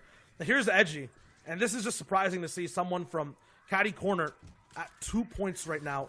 Kind of just 50-50 uncontested. Usually when this happens, we saw it with DreamHack last night, like people just end up rising with each other and end up surviving till endgame. He doesn't have the kit loot at all, so I think that might be one of the issues. But at the same time, we've seen what's been happening to him when he gets around Marauder packs, when he gets box to box. His shots just aren't landing today. Ooh, he's proving you wrong a little bit there. Misses the headshot, but gets a really nice body shot. Let's see if Edgy can pull it back. He's one of those players that can have a rough start, but can really finish out strong. He's been in so many of his tournaments as he is finishing very strong. Pepper, I think that's one of the first times I've seen the combination of a Pepper and a crash pad. The double mobility special just straight through the box, and Edgy steam out the ears, maybe feeling a bit angry coming into these last few games. And I'm wondering, he has 2 eliminations up from Caddy Corner. Who has Kit's Shockwave Launcher? Who has Kit's Charge Shotgun? Because he's basically cleared out that entire POI, but that mythic loot is not there.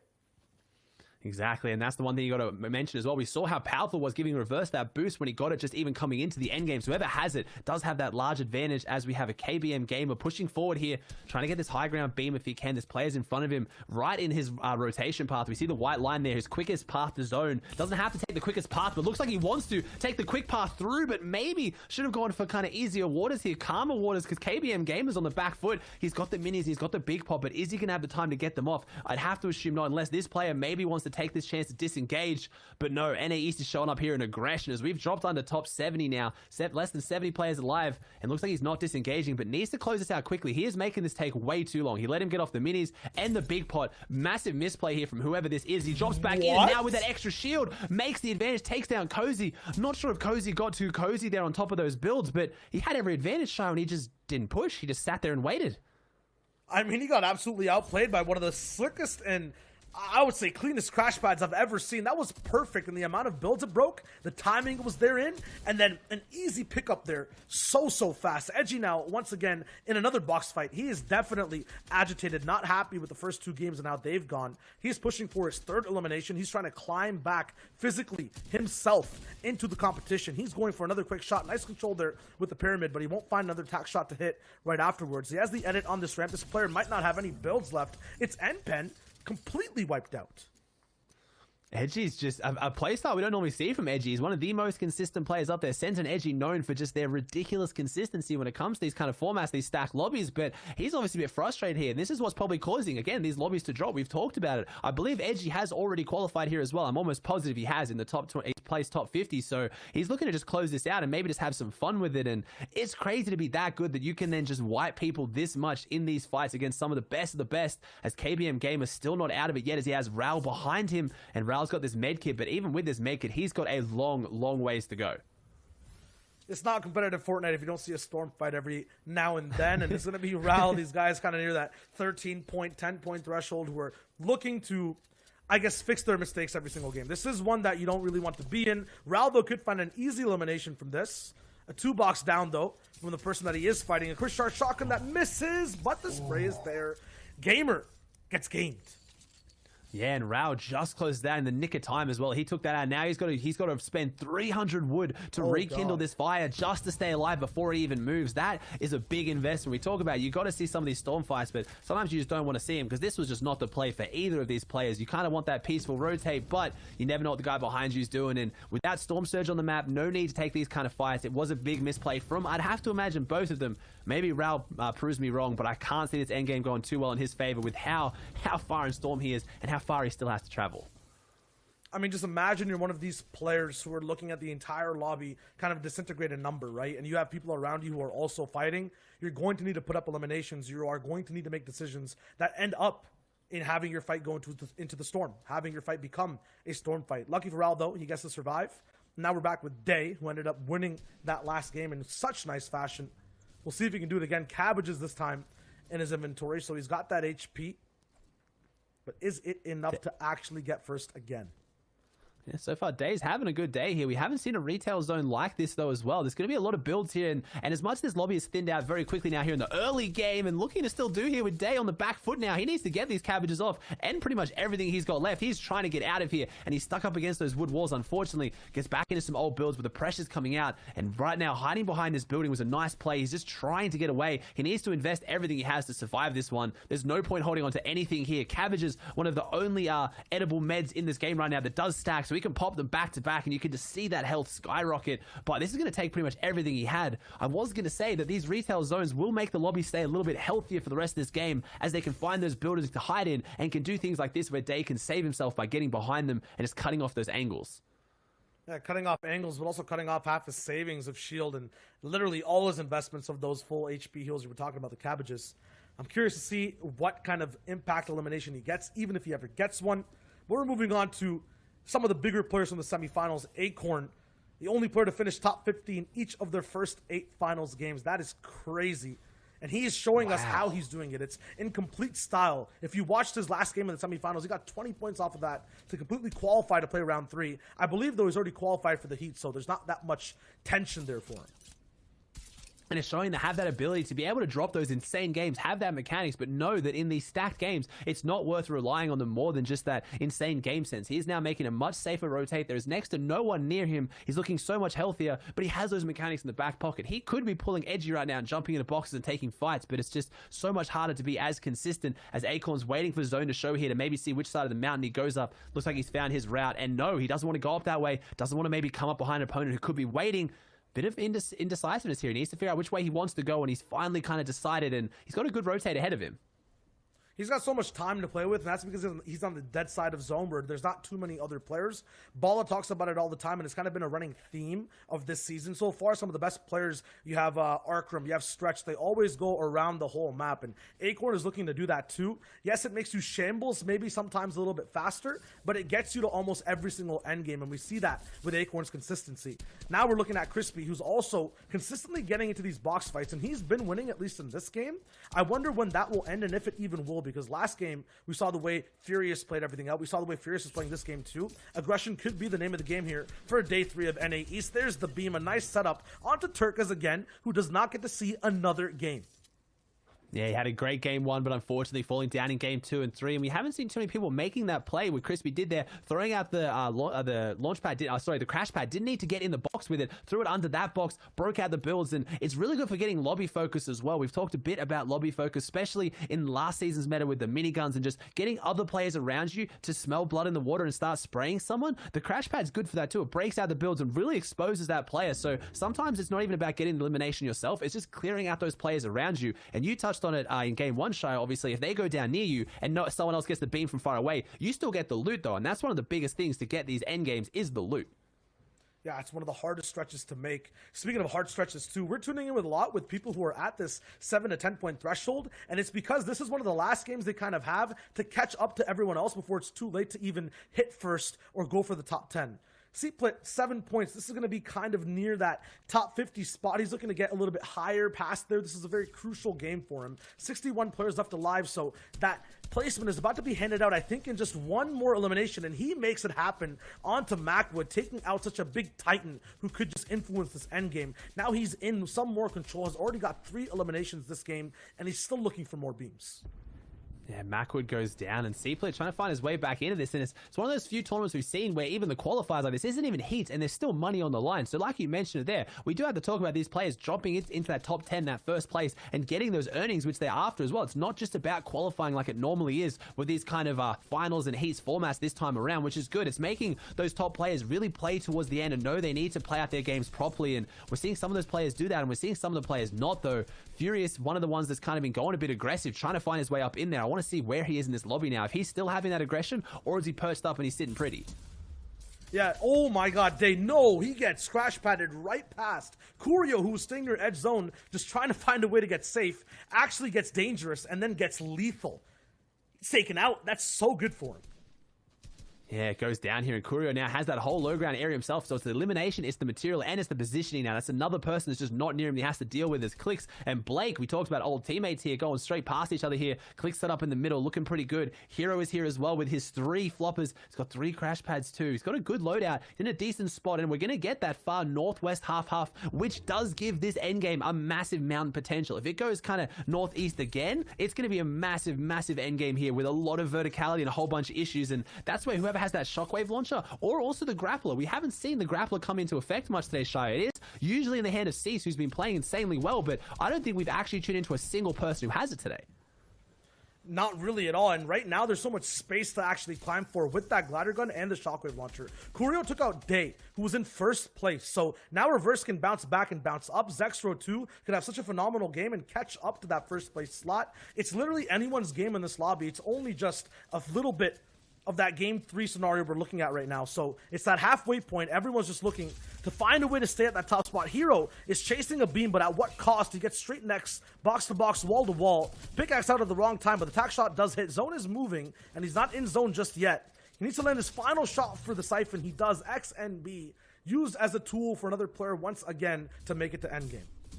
And that was a 2-point swing as well. Hero, I was going to say, if he went down there, that was a massive misplay. He aggressed onto that fight, 51 players alive. That top 50 gets you that 1 point. And 1 point, especially with old scoring formats, getting quite high doesn't sound like a lot. But when we talked about 1 point, I think it was 2, splitting top 30 from top 20, 1 or 2 points is massive. It's the difference between qualifying or making money and not. And unfortunately, XMB is on the other side of that 2-point swing as Clarity looking pretty good here with 117 builds, no mobility, but a lot of meds, and he gets a pretty good zone. So he's looking pretty as Booger. Someone will have high expectations on today, and Rokane looks like his first time he's made it into endgame here, trying to kind of keep that consistency going we've talked so much about.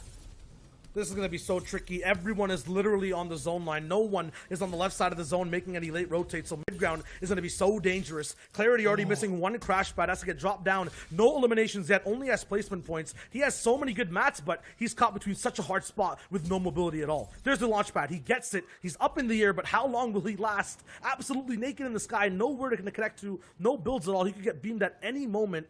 I think he'll land. I think he'll be fine. Yeah, it looks like he makes it. He does get into the box here. He has those splashes too if he wants to get back up to effective 100-100. So didn't need the mobility. The extra meds probably coming into advantage here. And he's making his way up as he has identified that, yes, I cursed at the zone. Did go even further up the mountain now. So Clarity is happy to make his way up. And he takes down Accept here. And he does. He gets that infinite chug, which is probably not usually worth carrying into this endgame. But he does get Ocean's Mythic Burst AR. And that does some serious damage as we have seen here today. Acorn in a beautiful spot. Stretch, obviously one of the most consistent players in these set lobbies on East, is in such a good spot on top of this lobby, looking down, and Acorn looking to do the same here as well. He is looking very pretty, just trying to put some damage out, and he does with that AR, doesn't even need the shotgun, takes him out as we see that Voom falls to himself. This verticality is going to cause so many issues for these guys. He pushes his way through, hits the crash pad here, that recyclable mobility to get back to frontside, and Acorn's putting on a clinic right now. He is playing so well. It's because the lobby is so compact, but as soon as we get past that mountain, it expands, and that gives sightlines for Acorn. Taking out Illis, and after that, taking out West, so good for him. 3 eliminations overall, 19 points. He's looking to climb all the way up top. Day was at 30 points before, so if Acorn can have a clutch performance, he could possibly grab first. He has to move past people like Reverse 2K. He has to move past the entire lobby too, but he's kind of near second height. There's a glider gun you were talking about, Aussie. It's somewhere, I think it's going to be on this player in the box right now. If Acorn can get there and get that item, he could have what he needs to just take this lobby by storm. It does, and the zone's going back again. It doesn't go straight up the mountain, so it's not too bad here. And Acorn in a good layer. He's kept himself around that kind of like mid to high ground layer, so he then has the ability where it doesn't matter where zone goes up or down. He has that control. 45 builds in the back pocket, making his way through. Stretch takes down Edgy. He breaks that crash pad. I believe that was him who broke his own crash pad. Don't know, but Stretch is on the high ground here, as we've seen Clean very far from Storm. I have to think maybe the shockwave launcher was in play there as Al hanging around that second height. Is he going to make a play onto Stretch? Bandit here now looking very, very good. Has that tack in the back pocket to try and get those big shots here at the end game. Blake falls. He's got 1 crash pad, 5 chug splashes, starting to ramp up here at the end game, trying to see if he gets that big moment to push him through, or does he kind of just stay around these builds and get those consistent placements? He's on 13 points. He's looking great, and he's 5 away from getting a guaranteed placement every time someone falls. This is the moment where we see so many people's games fall apart, Shire. They just go for that one too many elimination, or they make that one wrong move, that one wrong layer, and everything falls apart. Bandit's already switched layers so many times. He is in such a dangerous spot here. He has that pocket crash pad. It could come into huge play in this next minute. This 9th zone's closing in with. Al gets another elimination. Stretch now is down box to box, getting that huge kind of brief of Al's actual taken out from the competition there. Pandush is also on high ground. Booga is down low with TJ Clarity and Jelty. It's a 4-way box fight down below, and Stretch is just chilling all the way up top. Absolute chaos. Clarity gets one. It's onto Booga. Everyone's going down. Jelty's also alive. Bandit is in mid-ground box to box. Stretch now is taking a stroll down to low, seeing what's going on. Bandit is absolutely defending his ground and his boxes. It's now down to 4 as everything calms down a bit. Everything calms down a little bit. It's going to heat up soon. We have teammate upon teammate. Clarity takes down Booger, but Clarity, the only player inside that top 5 in that position to hold on to his mantle, because I think Stretch is coming for him. Stretch wants to hit that hat trick. He wants to be the back-to-back-to-back round 3 winner or DreamHack finals in these set lobbies, as Clarity now can only take 2 ticks from Storm. He's down here. He's trying to see if he can close this one out. Jumps down. Tack gets put to use. Has to take 3 shots. That extra shot may have been too much as Bandit takes him down. So it is Bandit versus Stretch in this endgame. Stretch has the high ground advantage, but Bandit has every other advantage. Do we see our first heal off today? No, the crash pad comes out, trying to use that to get on top, and he does. Bandit in the bounce house, bounces around Stretch though. His aim is just clinical, it is precise. The shockwave launcher in the hand of Stretch is so dangerous, and he closes it out, of course. You call him Liquid Stretch. I just see solid speed right there. What an insane reaction in hitting that shot. I'm gonna need a slow-mo breakdown of that one and the whole game too. I'm throwing it to some analysts and one host who will not be named.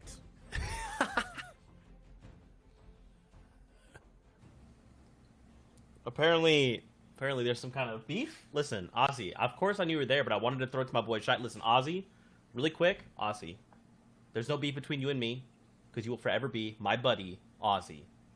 Antics, okay? We're fixed. See, Fortnite fam, if you ever have a problem with your best friend, make sure you go correct it. Congratulations there to Stretch, getting the victory royale. I gotta say, that was very well played from him. But also, on the flip side, real quick shout out to Bandit, 6 eliminations. He literally placed 80th the game before. So that game was a make or break game for him, and we know that 21 points was the break in the top 50, and this looked like he is on pace to do that. Really solid performance from him, and that's kind of going to segue us in to some players who really should be getting a little bit more screen time and a little bit more credit for how well they've been playing. We talked about Rokane earlier being one of the 6 players who had qualified for all 3 of the finals. He was able to pick up a number of early game elims here to get himself rolling and really get his first taste and get moving in this set of the finals, and a really good job to execute there on that box push. And this one right here, opening up with a big hunting rifle shot before then deciding to slam straight into Okis right here. And he does it strong, he does it well. He makes it look clean and easy. You can see Rokane just barrel stuff all the way through there. And that hunting rifle being the key to his successes. But it's not just Rokane who's popping off, it's other players like Acorn, right? Acorn's been on fire lately. He's been just crushing in the solo scene. I don't think he's been getting enough credit, like we said. This is why we want to highlight his frags as well, because he goes off this game here. This is allowing him to push his way up the chain and into the pack now. Just take a look here. He's already now acquiring a lot of placement points. And to go along with it, of course, these frags that he's finding in the mid game, that's an impact right there. He's able to pick up all the loot before swinging his way all the way across here, Sundown. Yeah, and making sure he's picking up not only the elimination, but getting whatever utility he can after the fact. And he's just been consistently making endgame over endgame, getting himself in a good position. And we talk about how consistency when you're playing in Europe and NA East in solos in Fortnite is so hard to achieve that when you do get it, it's so impressive. And he's doing it by pulling off huge shots like that. But now, let's see what happened with Bandit on this mid-target. Because notice he finished the game with 6 elims, but he's only sitting on 1 with 33 players left. And he does it really with that epic tac shotgun and just working box to box and owning like 90% of this layer. I think Shio called it out best, saying he was defending this layer and really making it a point to clean up anybody who came close and was contesting him. You know, I'm becoming more and more of a fan of the tactical in these endgame moments, right? We're seeing it being used more and more here. This is just the power of having attack, that pressure in your favor, as opposed to having that charge shotgun where you need to follow up with something. So tactical shotguns, of course, making their return here to Fortnite competitive. We've seen it going off in NA West before, and now it's just coming back with a bang here. And Bandit pushes himself from 80th in the previous game all the way up to 2nd this time around, almost pulling a Toos, right, who had the widest gap for Victory Royale. It was so close, but Stretch did just get the better of him right there with a big shot on the come up. Yeah, real interesting crash pad to send himself out at an odd angle. It feels like if he had actually crash padded just up vertically, he might have had a better chance, but Stretch closing that one out. And then also shout outs to Ghost recent signing Clarity and then Jelthy. They've been making a number of endgames already, so expect to see them on top of that leaderboard. That's right. Well, speaking of the leaderboard, let's take a look together and see how things have shaken out after game number 3. We're now at that halfway point, and it is now on the tail end to see how things could develop. Taking a look, though, currently in that number 1 spot, you got Ghost Clarity, 35 points, 10 eliminations. Day, though, right behind him with 30. Reverse 2K still holding down that 3rd spot, tied with Jelty now at 26 points, with that Victory out edging him forward due to tiebreakers. And I just wanted to say really quickly, remember, Day had the small lead. Looked like he was going to be breaking away here. But that last game, only picking up about a point or so, gives this a much closer look in now for the rest of the competition. Yeah, he did place 57th in that last game, so could not rack up the points he was looking to, but something is better than nothing. As now we flip on over to the second page, you can see we got Furious, Ral, FN, Miro, Booga, Bandit with a brilliant performance there, pushing himself up to 15th. Presto in 16th, Cuddlebear Gamer 1, Hoofishy, Claw FA, and VSB TJ rounding out the top 20. 21st is Demur, 22nd Owl, then Dubs, Aspect, Vanished a Roller, Hero, Rustic, Corrine, Blake PS, and Turkas in the top 30. Don't forget the top 50 will be the ones who are moving on to a guaranteed spot in the heats. And I'm just looking at breaking Riverson, who Go was ahead. popping off. We saw him a little bit in that highlight chain, as well as Rokane, right? These are players that are looking to pull that top 50, right? At least you get those qualifying points, and of course, guarantee your way to heat. So every interaction matters. We know that cutoff has been around the 21-point mark. If there's any time to do it, it's now, as we're breaking into that past the halfway mark situation here in the race for ending up day 3. That's right. They will have to rely on either breaking into top 50 or the series points to push them into the heats next Friday. The games are heating up here with only 3 games left. Which players will make it into that top 50 spot, and who will come out on top in that number 1 seed? Of course, with that being said, Fortnite fam, you know what we're going to do? We're going to go get ourselves hydrated. It is time for a break. So get up, go get a snack, go grab some water. Aussie Antics actually just said he has to use the restroom, so my best friend's going to go handle that. My other best friend, Shy Wager, as well. Listen, guys, there's no beef. Anyway, we'll be right back. We'll see you guys in 5 minutes.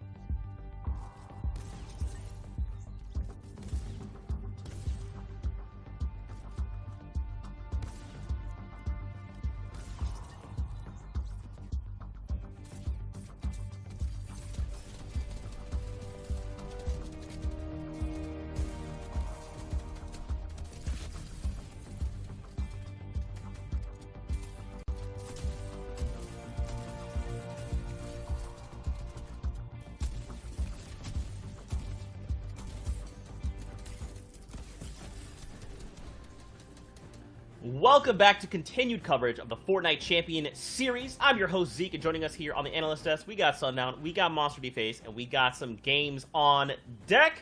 The last 3 games here of NA East, we're hoping will bring some major heat. The first 3 have already done so, Sundown. They've been pretty good so far. They've been pretty good so far, but really the stars of the show have come down to be Ghost Clarity and Jelty, making consecutive over and over again being top 10 nearly every single one of the matches so far. The question is whether or not they can keep it up. Well, we will find out as we're getting ready to hop over to game. Keep in mind, we're jumping into this one just a little bit ahead in the time. So, Shy Wager, Aussie Antics, take it away, boys. Thank you very much, Zeke, my favorite Fortnite FNCS host by far and best friend. Thank you very much. We're tuning in with Booger now, who's on 21 points, so I feel like Shy has kind of been, I don't want to say flying under the radar, but I feel like we haven't been focusing on him as much. For 21 points, that's pretty good. Listen, for the first 3 games, it's kind of like a skill, right? And game number 3 is definitely a tipping point for a lot of players. For Booga now, he is past the line of qualification. I don't even think qualification's in his mind. It's just about how are his off-spawn fights going? How are the people who are potentially contesting for heats shaping out? And what can he do to stop them? So a very different story we don't usually get to see a lot of the time. Speaking of Booga, though, we have a replay, I think, of Stretch that's also going to be playing. And we're looking at how he is going to be looking at his games early, mid, late game. This is an early spot drop at Caddy Corner, a place where that has one of the best items in the game, Kit's loadout, and he's actually getting taken out. This is in this game earlier on, so big stretch for a lot of people to fill. Yeah, Stretch has gotten bullied by Bully, so he's left his Misty Meadows where he has won DreamHack Finals and won the last time we saw these NA East Round 3 Finals, so changing up his gameplay massively here to go to Caddy Corners. Not really sure what that one was all about there, but he goes down, unfortunately. Maybe just, again, a long day getting to him. He wants that item, he wants to have some fun with it, or maybe something's breaking down in Misty. Maybe someone's kind of moving it onto his turf, and that's the issue with Heats, right? Like, it shows how important it is to have your drop spot figured out, and if this happens in Heats, Stretch can go from being one of the most consistent players in NA East to struggling. Yeah, and that's not going to be good, but I don't think that Heats is going to be that hard for Stretch. You know, we're looking at the stat right now on the board. Stretch converts an incredible 100% of the games where he makes top 25 into a top 10 finish. Let me translate that for you. If he's in the end game, he is going to accrue a lot of points and put everyone else behind him. We saw him do it last game. We saw him do it time and time again all throughout the weekends we've seen NA East online. And I just feel like this man might just be the next best solo player on NA East. Yeah, and when you think about it as well, like it's surviving 15 players doesn't sound like that insane, but when it comes to the end game, when that is usually surviving an entire rotating zone, which is the most difficult part of Fortnite to survive, it just shows how insane Stretch is once he gets that end game. So you have to think he knows that as well. So I think today something's going a bit off with Stretch. Dropping Caddy Corners is not in his usual gameplay style. You very rarely see him taking early game aggression, and maybe that one game was enough for him to realize, yeah, maybe this isn't for me. I thought going Caddy Corners sounded like it was glorious. I was going to have the items, but now I'm just sitting here watching everyone play for 30 minutes, and I want to run it back with game 4, 5, and 6. Yeah, one of the words used for someone who needs to get kind of, I would say, a tier hit in the game, like a place to be, is win condition. So for Stretch, if he's making top 25, one of the conditions to win for him is literally making it to that point and then pushing onwards towards that top 10, getting those points down. For Macwood, though, I feel like his win condition is always getting momentum early. So if he gets a few eliminations like he has right now too, he's a little bit more, I would say, spry moving through mid-game. He likes to take a few more fights, a few more beams. He's a little bit more fluid. And then he makes it to endgame that much more so often, getting all those points. Calc is also very similar. You have to remember, these guys are teammates when it comes to trios. They drop at the same spot. And they're very used to playing edge of zones, edge of the map. And when you're playing all the way from the backside, coming into the Fortnite map, that's when you have to look for opportunities, look for eliminations, and try to survive. Calc is in a fight with Aviv right now. He's taking big shots. He's actually getting taken out, so that's really bad for his tournament run today. And if I'm not mistaken, Aviv is the player who managed to hunting rifle headshot snipe Calc last time. So I think there was a little bit of beef in there, a little bit of emotion, which we all know Calc can be prone to doing, but he goes down here in the fight. So he went down in the headshot snipe, obviously a difficult one. Player had all the advantages, but here it looked like a pretty even fight for the most part. And Calc goes down here to Aviv, and Aviv now looking great on his loadout, making his way back through, but there's a lot of people around, and they would have heard that fight break out. So Aviv maybe needs to move away from here a little bit quicker as Voom kind of lurking in the distance. As we're seeing our point format that today. We talked about it a little bit, but again, it is so placement heavy. A victory royale is going to net you 14 points, where each elimination is 1. So you have to get 14 eliminations in these insanely stacked games to match a first place. And then obviously once you get into top 10, every single player that goes down gets you a point. And as you can see here, there's other thresholds at 15th, 20th, 25th, 30th, 40th, 50th, and 75th. So we've already given out 1 point for top 75. These players are going to be hunting down top 50 now. Yeah, what this kind of format does is actually just make passive and aggressive players. I'm not going to say elim heavy or placement heavy. It just really shapes your play style overall. I'm going to give TJ that passive play type of style because we've seen him every single game edge around fights first, let people move around, go for tags, and once there's a guarantee, then he pushes in. There's a setup, nice tags, he gets a 66 damage down onto the shields of his enemy, and here are the shots. Here is the finish for this fight. Graska gets taken out. Perfect play from TJ. He's just playing that passive style.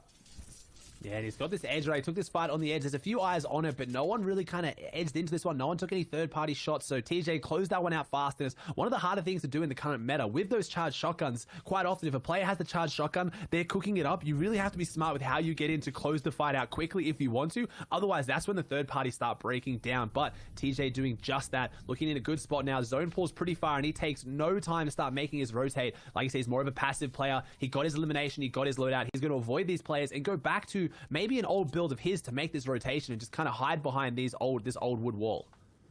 Yeah, passive does not mean slow by any means. It doesn't even mean bad at fighting. It just means these guys like to play with information a lot more and don't like to engage fights immediately. They want to have an advantage. They want the server to move around them and then fit into where they are best. So TJ, we'll see him later on. I think these are two aggressive players side by side. 3 almost with AJ, who's also really good at box fights. They're simmering in these cones. They're waiting for their chance to strike. Macwood, 14 points. He might need a few more eliminations to bounce up. But you mentioned it, Aussie. This entire format is based around placement. If he gets taken out right now, he misses so many points that everyone else would get. Yeah, he's just sitting in this cone. It's interesting to say he has no 1x1 beneath him. He has no builds beneath him to drop down into. So it looks like he's not really looking to take any shots here. And again, Storm Surge were already below the first threshold at 70, so I don't think that's going to become an issue here today. So he has his eliminations, he has his damage. He's looking like he doesn't want to take any shots. He can't even drop down to take those shots. He's just getting information. He's played aggressive so far. Now he's going to slow it down. He knows there's a player right next to him in that cone. Don't know if that player knows he's there as well, because he's made far less noise than his opponent, who has been moving, reloading, jumping up into the cone. He's just sitting pretty and waiting, and now that cone is being shot on, and that little edit through the floor is straight away the marker that someone is there, because it shows they've just edited the floor, as Macwood now is actually going to go in for it. Never mind, he goes in with the phase in. He does. He puts up that stair, throws the crash pad. It is one of the best ways to get into a player's box. I saw it popularized by Martos, and it's just such a clean, effective way to get in the box, and it doesn't have all the risk of going in through the walls where everything breaks apart and you kind of fly in and have to react. Macwood just drops straight in. He gets a really nice shot. He's got a game plan, laser focused there. He always wanted to dive in that box, was just looking for the perfect time to do so. What a good position to do it from, too. There's not too many people literally immediately around Macwood, so he has the freedom to do this without really getting this fight explosive and targeted by so many third parties. Still, though, there's one person on top trying to get greedy for the loot, too. You have to remember that a lot of people aren't going to be as well off as Mac. They don't have the weapons. They don't have the mat, so they might be diving into the box where Divine got taken out and looking for a few items there. But Macwood is good on defense and so good on flipping it over on Trick a little bit aggressively, too. That's another elimination. Mac is already at 4. He's playing an awesome game that he needs because his first 3 was not that good. Yeah, he's coming back and playing his playstyle, and that's it. It's kind of crazy. It shows those players who've been around in competitive Fortnite for a long time, like Macwood, who can just go through 3 games, not really find their footing, and then somehow just kind of turn on a switch. Maybe he decided he's just going to play it more his style. He's going to play a bit more aggressive. Like you said, it's not just all about placement or eliminations. It's playing passive-aggressive, but at the same time, he's taking a lot of information there. You said it right. He went in for that fight when he knew there was not a lot of eyes around, and the third-party potential wasn't there. I feel like you hit it right on the head that a lot of people just assume that aggressive players aren't smart. It's just they choose when they're going to be aggressive based on the information they have, and they back their own mechanics. I just call it confident. Yeah, confidence, passive aggressive. You can dive deeper too and talk about detachment and immersion, right? If you talk about and look at Mac and Calc separately this game, Calc just seemed a little bit detached overall in the fight. Didn't have too many builds left. Was kind of desperate to get something going. Mac would even Prickly Boy right now. They're playing box to box with Crash Pads. They're very immersive. They're getting into these boxes, getting really real and nitty gritty into the competition. Mikey getting taken out immediately, and now Prickly Boy has even more Crash Pads to work with later on for rotation. But if you're in the fray of everyone, you you are that much more aware about what's going on around you. Magnolia beaming you won't have that much of an effect if you're Prickly Boy. Macwood being right beside Divine won't be that threatened if he's more immersed, and being that much more engaged with everything just makes you that much more faster to react. Here's another one. Okay, you can have fast reactions. Doesn't matter if you're getting steamrolled by D-Roller. I don't know if we can run that one back. The analysts, I know they're listening. Monster Sundown. I don't know if we can get a replay on exactly what happened there. It looked like he just dolphin dived under the builds, and I don't know if Macwood was maybe just not on a cone with no floor, and he just kind of went in. I want to see exactly what happened there, because he got in and closed that out so quickly on a player that we've seen closing everyone else's games out, so it can turn that quickly. One player, too, who I think has been playing a little bit too quick and now is detached, is Aspect. He got sniped down left and right, but getting these eliminations, that'll make him that much more immersed. That'll make him that much more active. 2 right now to start off this game and really just bounce him back, because we saw what happened, getting sniped, getting beamed really in the mid game, not even making it to a circle this small. Now he's active again, and you've seen what an end game looks like when Aspect is there. He has complete control of the mid ground. If he's low ground, he survives all the way to the end. We were talking about stretch, but his win condition too is hitting that top 25. He's going to make it in there at this point too. In this game, a lot of people going real aggressive on the edges. We see Bully here. We see Polarize say Acorn. We see Booger. This is not the kind of position I'd want to be in with these players going really aggressive as Acorn goes up, down, in and around, kind of editing his way through all these builds that he does have, but unfortunately doesn't even land a shot for all the effort as Acorn needs to try and find something, as we're seeing a very decent open zone. This is pretty much inside Pleasant Park, I believe, and it's almost on none of the builds. There is no buildings here. There's no hills, no mountains, no water. This is like the most vanilla zone we're ever going to see, and as much as that might make it sound like it's easier, it's just going to reward those players who do have that consistency, as Acorn gets a really heavy shot in. Now the player's inside his build. He's just trying to find his way through, and Bully goes down, and you said it's that immersion. He's amongst all these builds. He's around everything. He's not exposed, and Acorn manages to take down Bully, who is a player who in a lot of these situations you'd expect to win. Acorn might be just too deep, though. He's on the outside of these boxes, so good for expanding right there for him, because a lot of people will be aiming to beam. I think for Acorn, it's more about making it to the end game and then getting active, getting immersed, because that's where we see him clutch up so hard. For day 2, it's been so hard for him to just make it past game number 2, taking on to game 3. Now in game 4, he's facing down more trouble. He gets absolutely deleted by Caster. Not so friendly there, not even a ghost, just a really big mountain to climb for Day, and it's not possible. He was first at one point, remember, and now he's just falling down the cracks to players who are rising up and trying to qualify in that top 50. A launch pad used by Casker to get to that half and half zone, a tree blocking his slight line too, so good for him. Here's the risky part, finding a place to stay that's actually really nice. Is that a crash pad to a launch pad? Nice. Or reversal? Yeah. Good. He's in zone, he's got the med kit, he's looking really good. Yeah, it carries those kind of momentum across as well. As I think we're getting, here we go, we are getting the instant replay. We do love the spectator team. Thank you so much. We have the replay of exactly how D-Roller got in here and closed out his fight with Macwood. So he swims under the stair, and he does. He comes up and through. That's all it took. So Macwood was using the rotated stair towards himself to get a nice little angle underneath, and the only area that was exposed whatsoever, D-Roller just steamrolls in with the dolphin dive, and that was one of the cleanest closeouts I've seen, and something that you don't have the opportunity to do a lot. That was just really quick thinking from D-Roller. It's clean and quick, but my hands are in the air right now, Aussie. I'm so sad for Macwood, because what a momentous game he's had to start off with 4 eliminations, and he goes out like that to a yellow ramp in a fight that he basically had no control. I hope he really brings it back in the next game. And it's one of those ones that you think, how many times that's actually going to happen? Like, I'm the kind of person who I can go back after a big mistake and feel better knowing that I won't make it again, but sometimes it burns even more and it feels even worse going down to plays like that just...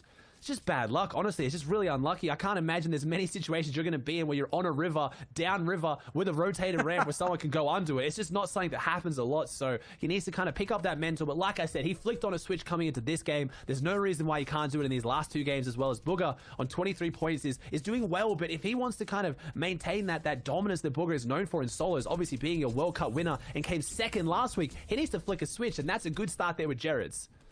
It might not be enough, though. 90 damage below Surge, now 60. He needs to deal some more. He needs to get some tack shots down. In the air, though, with a glider out, with an umbrella, you are not able to shoot, so he's not going to be able to find any tags right now until he lands. Where he lands, though, is also so important, because that will dictate who he gets to see, who he gets to beam. He might even be fighting a little bit for a high ground position here, but he's box to box. Look at the chaos, though, with so many players just trying to find their own boxes to survive. There are some shots from Booga. Now he's above Surge. Now he has another elimination elimination. That's on Noral. He gets absolutely taken out in expert precision and speed. TJ is surviving onto Voom. Bugha is now moving up to a better spot. It's Suesuo who has the spot, though, for high ground.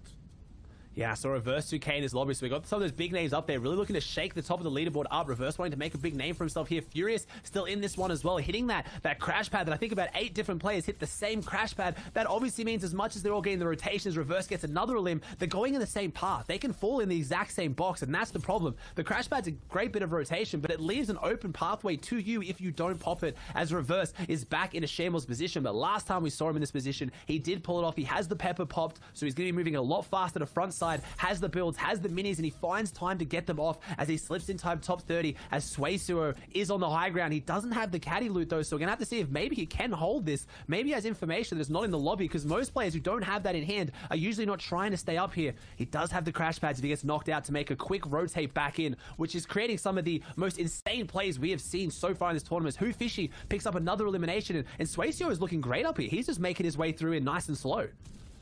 He's making his way through nice and slow, but you have to remember the people near the top have a lot of eliminations when they went off of height.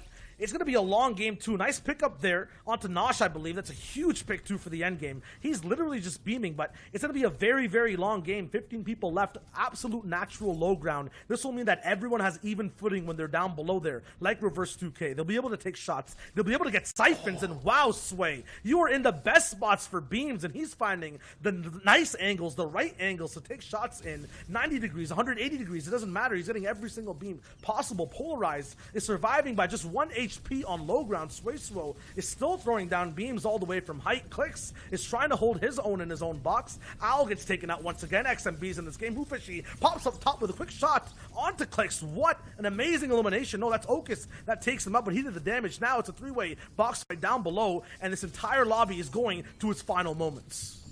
And Reverse right now is racking up those points. We're inside top 10. Every player that goes down is an extra point for Reverse. He went into this game, though, on a 9-point deficit behind Clarity, who's not here. Can Reverse make it up? And no, he can't. Reverse falls down in 6th place. Suesuo making his way down slowly. You touched on it, Shio. Right now, these end games right now, the high ground's been the advantage until this point, but you have to jump down. You have to get into the fray. You have to go toe-to-toe. Can he close it out with only 4 people remaining, Shio?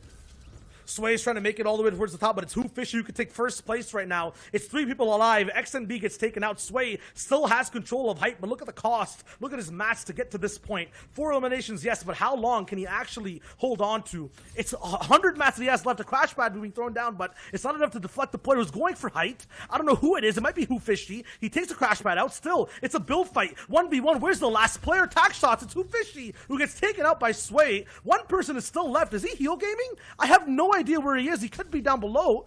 He's going for tack shots. Yes, his player's finally inside the zone. Sway is going for shots. Drops down. Zephyr was there to survive till 2nd place. Wasn't enough for Hoofishy to stay all the way in 1st. What a game with complete actions all the way around. Yeah, Zephyr just hanging around there. He wasn't doing any crazy action. We'll have to see exactly how he closed that one out, because he was just in amongst it. So we're going to throw it over the analyst and Zeke to break down exactly how he did what he just did. He came 2nd. Great cast, guys. Of course, Zephyr there finding himself to 2nd place. You know, we'll have to see if we can get some things on that a little bit later, but from what I could see, it looked like just some pretty tactful plays, right, guys? Just kind of navigating where he needed to, being and hiding in corners to try and hit the placement. At least that's what it looked like from our point of view. Really, the story of that game was everyone just doing their best to make a push up the leaderboard. We always talk about how kind of the first 3 games set the foundation for the tournament, but really game 4 and 5 establish where you're going, and game 6 is your final push. And we saw a number of players able to execute on their strategies to get a solid number of points to push themselves up that leaderboard. Yeah, for sure. We'll have to see how things are going on the leaderboard and where players can find themselves here in game number 4. There's only 2 games left to go before we walk away with a top 50 Ghost Clarity. Whoa, my brain. 38 points there in 1st place, 10 eliminations. Reverse 2K, though, still holding on, trying to push forward. Jelty now is, and I guess Hoofishy as well, both are making that push, MDF. Yeah, and this is how it's looking, right? Things are getting tighter at the top, where before it was a breakaway performance from a few. All of a sudden now we're getting the mix-up. The dice are being rolled, and no one is safe. So the top 10 is easily breakable, right? Anyone can break that glass ceiling and get right into the competition. Players who are still holding strong on the 2nd page, though. Booga, Owl, Miro, right? Okis. These are players that have been consistent or just consistent enough to stay relevant, but hasn't had anything major happen in the last few games to really propel themselves on over into the next pages. 38 points is that cutoff in the #1 spot. So really, I mean, even someone like top 20, right? 24 points, you just have a stellar game, but Victory Royale is worth the 14, so that could rocket them up the standings here. Bandit, another person we saw not that long ago, Riverson eliminated there, I believe in top 30 in the last game. But I mean, still, boys, it's pretty close. Not quite as close as EU, but I still feel like anything can happen. I feel like from top to bottom, it's actually a little bit closer in terms of EU. It feels like that first page and this, maybe even the second page with 2 games left, there's still plenty of potential. If somebody is able to steal a clutch win, even just a 5-6 elimination plus the 14 on top, 20 points is a massive swing. That's just over 50% of what first place has right now. So you're really able to get yourself in contention. But the question is, who's going to capitalize on the opportunity and the fact that 3 of the top players who are on that leaderboard went down early last game, and you could see right there a number of players who are able to make their move and really rocket themselves into the top 10. Yeah, there's a lot of players, right? Especially coming into these next set of games, there's players that are making moves kind of in the background, right? They're these sharks in the water that are just waiting for their opportunities to strike. Yeah, and we'll see here them striking with those 3 players down, and we talked about it. So we're going to take a look here, starting off with Macwood. Now, the key to this one is talking about how those early eliminations don't necessarily always translate into the game you want. And while we saw a lot of these on program and him doing a good example of what he looks like when he's able to get his rhythm down, unfortunately going down immediately after these and not really able to convert his strong start into what would normally be a good string of placement points. Look at this entry right here. It's the one that we broke down earlier, showing you guys the new ways you can get in with the crash pad from right up above. And Macwood does it excellently in this competition, but it's also going to be the results that gets him dropped by D-Roller in just a little bit. But, I mean, look at this. Setting up the pre-edits here, right? Allowing players to jump in like a trap door.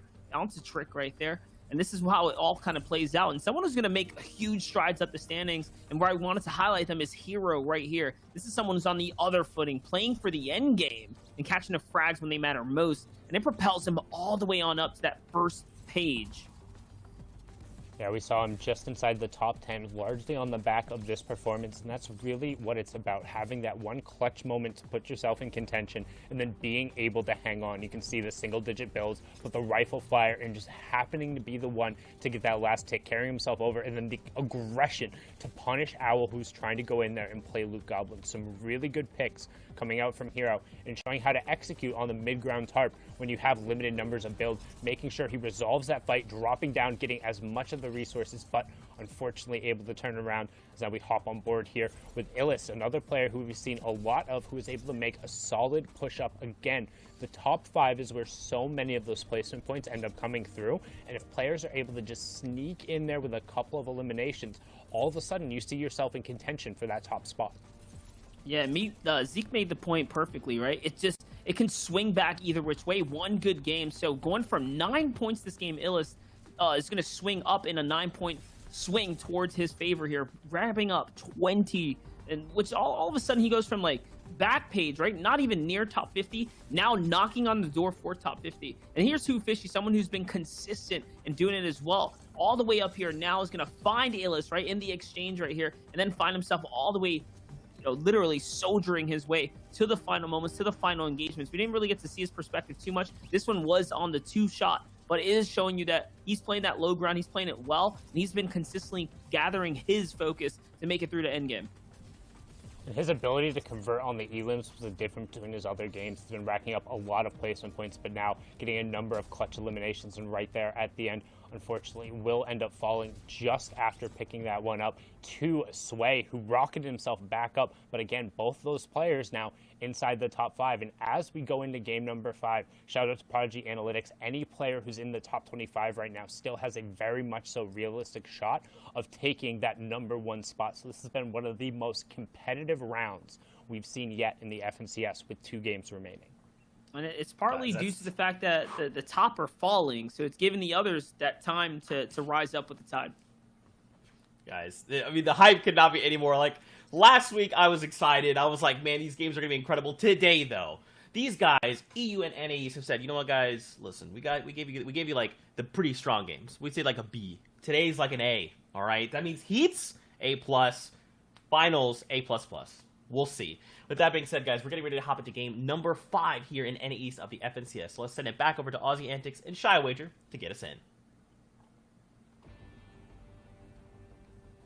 It's been a day of pressure with reputations on the line, and in Game 5, it's make it or break it for every player playing in NA East today. Ghost Clarity holds the crown right now at first place, but how long will that last with many hands reaching for the throne? I'm Shy Wager, this is Aussie Antics, and we're here to wrap up the day for you in NA East. Yeah, I feel like it's one of those games where normally last week we had like these storylines coming out of like who's going to take it, is it Stretch, is it Booger, but right now we can't do that because it's anyone's game, and I can't overstate how actually incredibly exciting that is. Anyone can take this in the last 2 games. Dubs having that great first game, but having to reach now as well. 18 points, not so far off the pace, but needs to kind of solidify something here. But we have so many names to look out for who can take it. Can it be one of the old Vanguards holding it down? Can we see another person come out on top? Or is it going to be an entirely new name as Dubs comes around the corner with a really nice 57 tag? He's just trying to find his way into this one. As shots come out, I believe that must be a henchman taking the shots, and it is. And Dubs hits the dance this time. A little bit of payback. He gets the final laugh on Rocks, but we have one game to go. Who is going to be the one who takes it in the final game?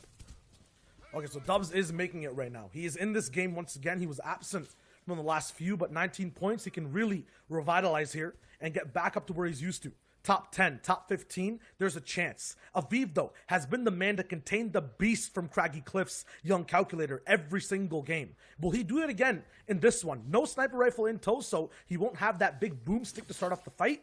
Many different rivalries all around the map. A lot of rivalries breaking down. Aviv, to see if he can kind of hold something here. It's a good little drop. He gets so much loot of this quite easily as we see 2 players over at Risky in a bit of a scuffle as Zexro takes down Glace. So one of those players having that early game aggression. We saw that already. It looks like maybe Zexro is holding down Orchard, and that is going to be his drop. That is where they ran into each other before. Zexro didn't start the day there, but he's finding a lot more purchase in these final games as Aviv comes up with that legendary pistol. The 52 double headshot, some serious damage coming out. That's enough for him to want to crash pad in and really make this fight a fiesta as he comes through and gets another tag onto the opponent, though, so he's damaged both these guys. It might be Prickly. It is, as Prickly Boy who goes down. Notice the skin, and Aviv picks up the double elimination. That's 2 eliminations here, but I wanted to talk about this. Last game, Prodigy Analytics came through with the insane statistics that if any player has more than 3 eliminations going to fifth zone, they have never made top 10. Aviv here looking to break that, though, as that is 2 eliminations that happened quick, and he gets them out of the way fast, so he could be the one to break the curse. But it's showing out today that early game aggression is not paying off too much when it comes to the long run. They get in way too over their heads. They get in way too deep. I mean, Reverse, I don't think is a perfect example of that, but there's been a little bit of a sprinkle in his gameplay in that sense. In the first game, he was looking so good all the way up top in the top 2. I think even in the first place after that nice win with the Shockwave launcher. But after not having it, after not fueling that nice aggression, he's kind of just been teetering off. Yes, he's in second overall, but I'm pretty sure he wants to hold on to first. And he's just not there in gaining that, I would say, nice reputation, gaining that win and the comfortability of holding a spot rather than chasing a title. Yeah, and holding a spot has kind of been the story of a lot of these games and a lot of the regions. It really is those players at the top that have held on to it, and they've kind of run away with it a little bit. Arkroom, Stretch, we've seen Benji Fishy in EU as well, but this is a real scrappy tournament here today. There's a lot of people really close to that top or around the middle too. That top 50 is looking pretty heated, and a lot of these players here have already qualified. They're inside that top spot, but there's a lot trying to break their way up into there, and they don't need to play too fast, but they're going to have to play consistent in their last 2 games as Pandush on 30 points is looking very, very good at Sweaty, and there's not a lot of people around him. So Sweaty looking like a pretty good drop so far as he's making his way through, just gathering some of those materials back. And he has what is a pretty favorable first zone here. I don't think that Sweaty has been copying too many of these zones here today. So this might be Pandush's game to really jump up there. Now, Pandush is fighting people like Acorn, Swaysuo, and Day. These guys have come either first place at some point or just in the top 3 at the end of these games. We haven't really seen Pandush there. But in general, if he just gets one more elimination, he ties with them overall for 5th place. So we'll see if that's possible. In front of him, though, it's Who Fishy, then Jelty, then Reverse 2K, and then Clarity right after that. So very close game overall. It's separated by around 7 points, so just half of really placement overall offered in this game. Calc is active. We're back to stackers, though, now. 80 people still left alive. At this point, usually we would see 70 at some point. But everyone is just trying to keep their hopes alive, their dreams alive for this FNCS solos right here. And Ace Day 3, Pandouche is in another box. Blake treated like an absolute bot there. Eliminated in record time.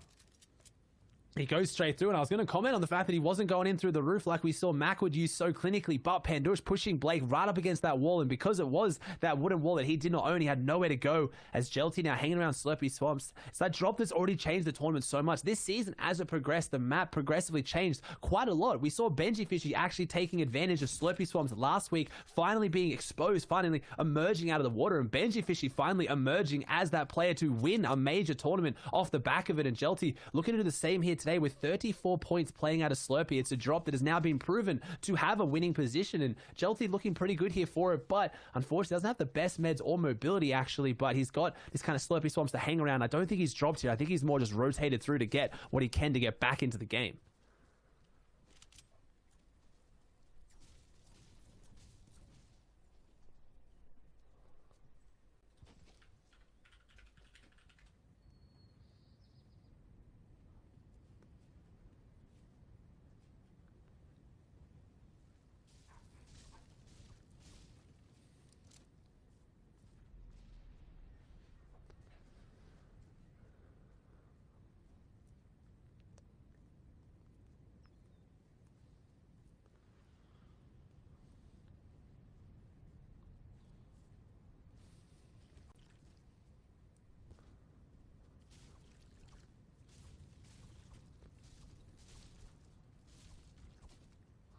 They can jump straight up there as well. Acorn is going to kind of play it slow, play his game the way he has been today. And that's the thing now. We saw Zexro change up his game strategy, and he did really well towards the end, but I think it's a bit too late for that. These players have to play what they've been playing. I highly doubt a really big change in Game 6 is going to do it for him, as we saw Stretch try to go caddy corners and have a big gameplay strategy and not really work for him, as Clicks here in a box fight that we know he is so comfortable with, as Larson trying to push back a little bit here, maybe realizing what he's up against. No, he's going aggressively in forward on it, and Clicks trying to get those rotated edits off. You'll almost never see Clicks mess up one of those edits, so Larson really has to play it to perfection if he wants to win it, and Clicks comes out with the edit just like that. Larson goes down, Clicks gets the elimination, and Clicks hitting the dance, and I think we're seeing a little bit of one of the new skins. I actually, obviously during the cast, haven't been here to even check out what this is called, but it's looking pretty clean here. Clicks rocking it, and he hitting the new emote as well, and he's going to make his way back out of this one, and he is really dancing on this player right now. Clicks rubbing the salt in the wounds. We know he is a performer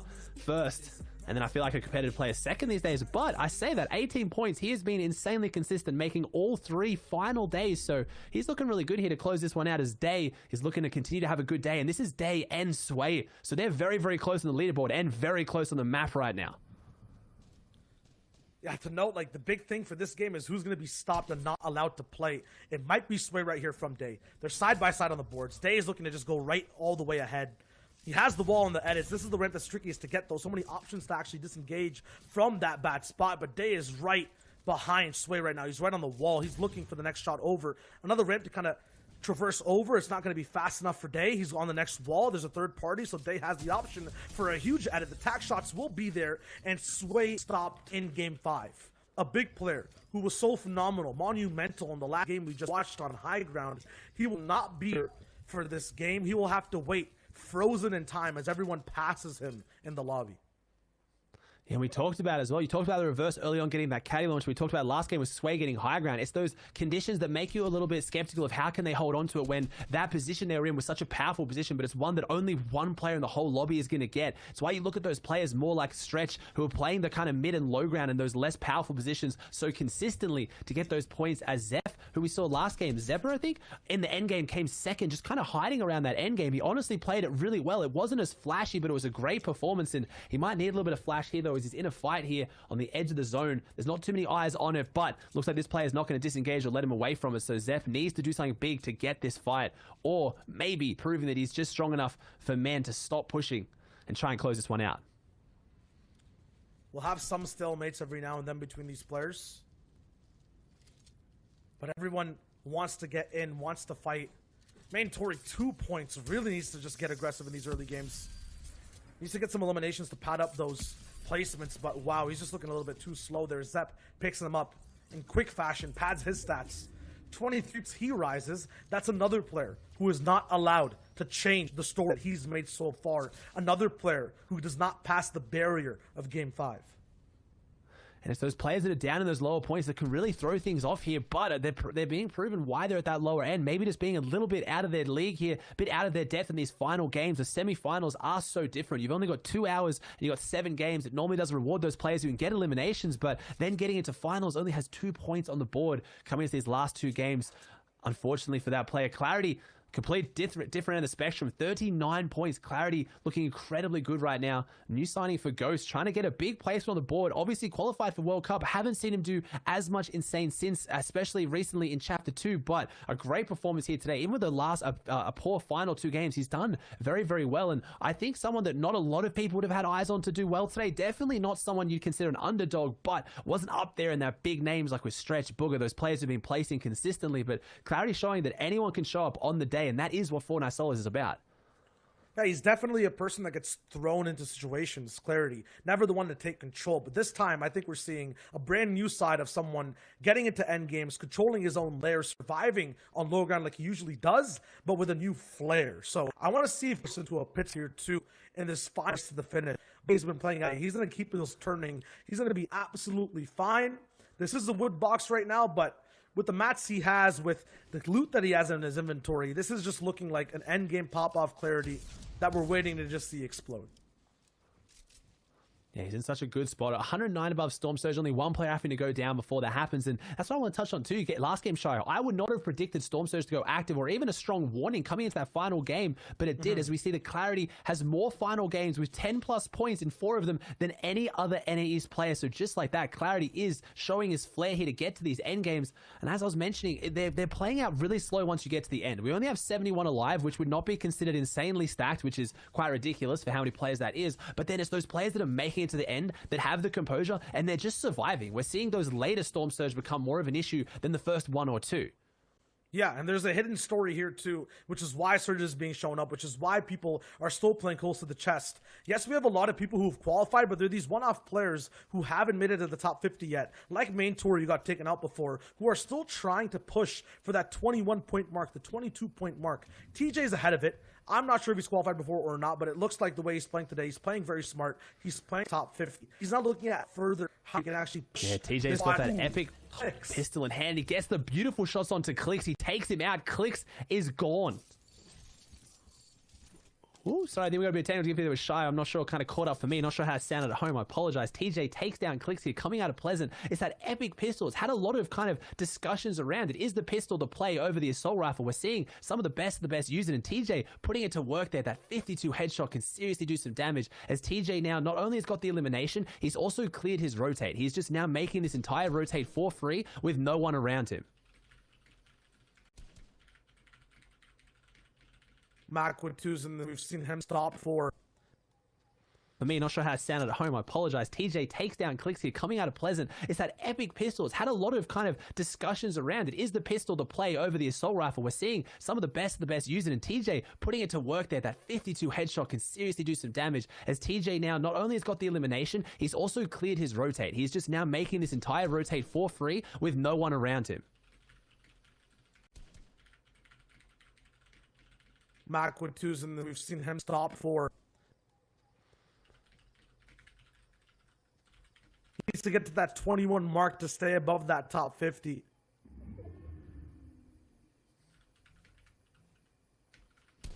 Trying to get those shots around the corner. He's got to make that rotate ahead. He's got such a good loadout. He probably doesn't want this fight to happen right now. We saw that aggression earlier in the games kind of go against him. He had that steamroller and he got stopped so quickly by D-Roller, who just rolled straight through him. Macwood now just making this rotate, using those wood builds just to kind of get in a little bit safer and push this player off him, because he's got everything he needs to close this game out. He doesn't want to throw it here, right on this player that's aggressively pushing him from behind, who really is not letting him hit the rotate. Quite often in these situations, you'll take the shots to make the person in front of you build, so you have some cover, but they won't aggressively play it like this. Macwood probably getting very confused, and Macwood's a very aggressive player. You don't want to tempt him. He's now hit you for whites twice. There's a very good chance he will push onto you or try to find you like he is now, just shooting through these hedges on the edge of Holy Hedges, trying to find a beam in there and just get that elimination, which is looming for him now. He's going now. He's pushing into a box fight now. He's actually going into a bit of a build fight. He is going with it, and there it is. He does. He takes down his illest. A player I'm very confused to see going that aggressive on edge. Someone with a lot of competitive experience, and now we see Macwood approaching the edge of Calc. We haven't seen too many of these teammates going head-to-head today, and Macwood and Calc, teammates, but I think teammates no longer. They have a bit of a tumultuous relationship like that, splitting and going back together with Zexro quite a lot, as Nosh and Reverse 2K are in a bit of a fight now, and Reverse is spraying out Nosh, but he's in a good spot. He's just laying down this pressure, and Reverse is looking really safe. Hey, Ozzy. Nice hello, to see Baller. you. How you doing? How are we? I'm doing very great. Welcome to the cast. Very happy to have you. Yeah, dude. Fantastic catch so far, and a fantastic tournament, too. Verse 2K has been playing so well. You guys have been touching on it over and over. 37 points and a pretty decent position, but this zone rotate going to be slightly difficult with the congestion on his side. Yeah, he's got a lot of people around here, a lot of big names that you would not want to be congested near as well. Nosh, Degen, Demir underneath him. He's going to have to make a smart rotate with no mobility. So is it going to be just going to hit the foot? He's going to try and rotate behind, which I think that might be XMB with the classic Peely loadout. But is he going to hit the foot, or is he going to have to wait for someone to use mobility? It looks like he might be waiting to see if someone else drops something down for him to be able to recycle up and use. Where does it go? Is there going to be anybody who actually does that?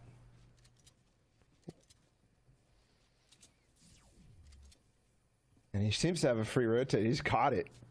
Something here has triggered really well for him. He's almost free. Pretty much no builds. He's going to go in this box. Oh, an impact potentially, which he's been missing, but just barely. So he barely hangs on to that. A risky play, but it pays off in spades.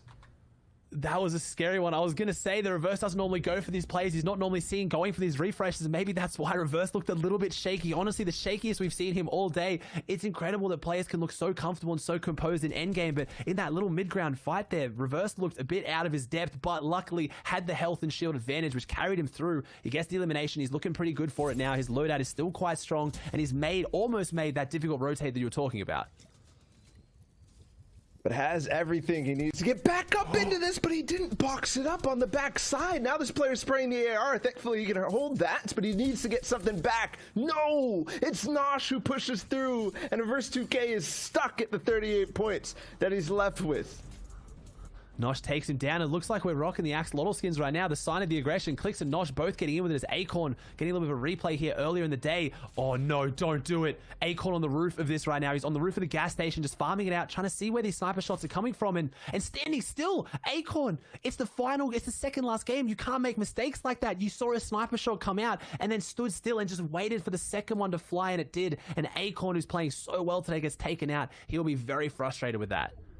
So unfortunate. Now Reverse 2K and Acorn players who were in the top 10 fall before we get into this end game, and that is an issue. I mean, thinking back to Reverse 2K, obviously the impact that he went for, it paid off, but then just a lapse in attention for the time being as another player is able to sneak in. Now a big opportunity here for Clarity G, who's in the center of this congestion right now and looking very good.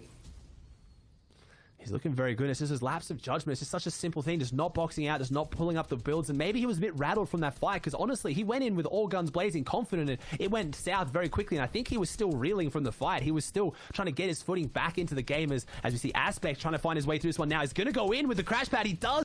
That was an incredibly good play. Takes down Pandush, who was in 8th coming into this game. Pandush had a chance, and we see Aspect, who's not that many points behind, causing a big upset and just taking advantage of that focus there. Pandush was just focusing with the AR because he thought he was safe in his fully built metal box, but this is what the crash pads have put into the game. Anyone can get in on you at any time. I like this confidence out of Aspect as well. The patience for him to wait until that player was firing off to use that crash pad in. But then this is where Aspect shines. Back in the day, the king of impacts at the start of everything. And he will start one off in the 5th zone. Curious where Aspect has been landing in these placements in these games, because right now he's kind of middling in the pack, at least from what I saw, less than the 30 points that we have on day. 36, definitely got to be up there. Day's looking pretty good. I believe Aspect's been dropping at the Shark, which again is one of those drops that's obviously emerged recently. So taking advantage of that, that's where he was dropping last week anyway. In the 2 days that he did qualify for finals, we saw him holding that drop down. Maybe he's finally secured and no one's contesting him, as Day now trying to see what he can do in this end game with 3 eliminations already. And this is before that. It's going into that first rotating zone now. So it's a pretty far zone, but he hasn't got too many people ahead of him. They're all boxed up on the other side of him, and they're the ones who have very difficult rotates right now. Day actually looking to be in a good position to close this one out. And I still see some other names too. Who Fishy in the background as well, who's been playing out of his mind. Definitely been in top 5 this entire tournament. And so him and Day definitely going to be dueling. But there's still some big threats, and obviously 41 people alive in the 6th zone. There's a lot to still be done in this game, and it's now going to start moving with 40 alive.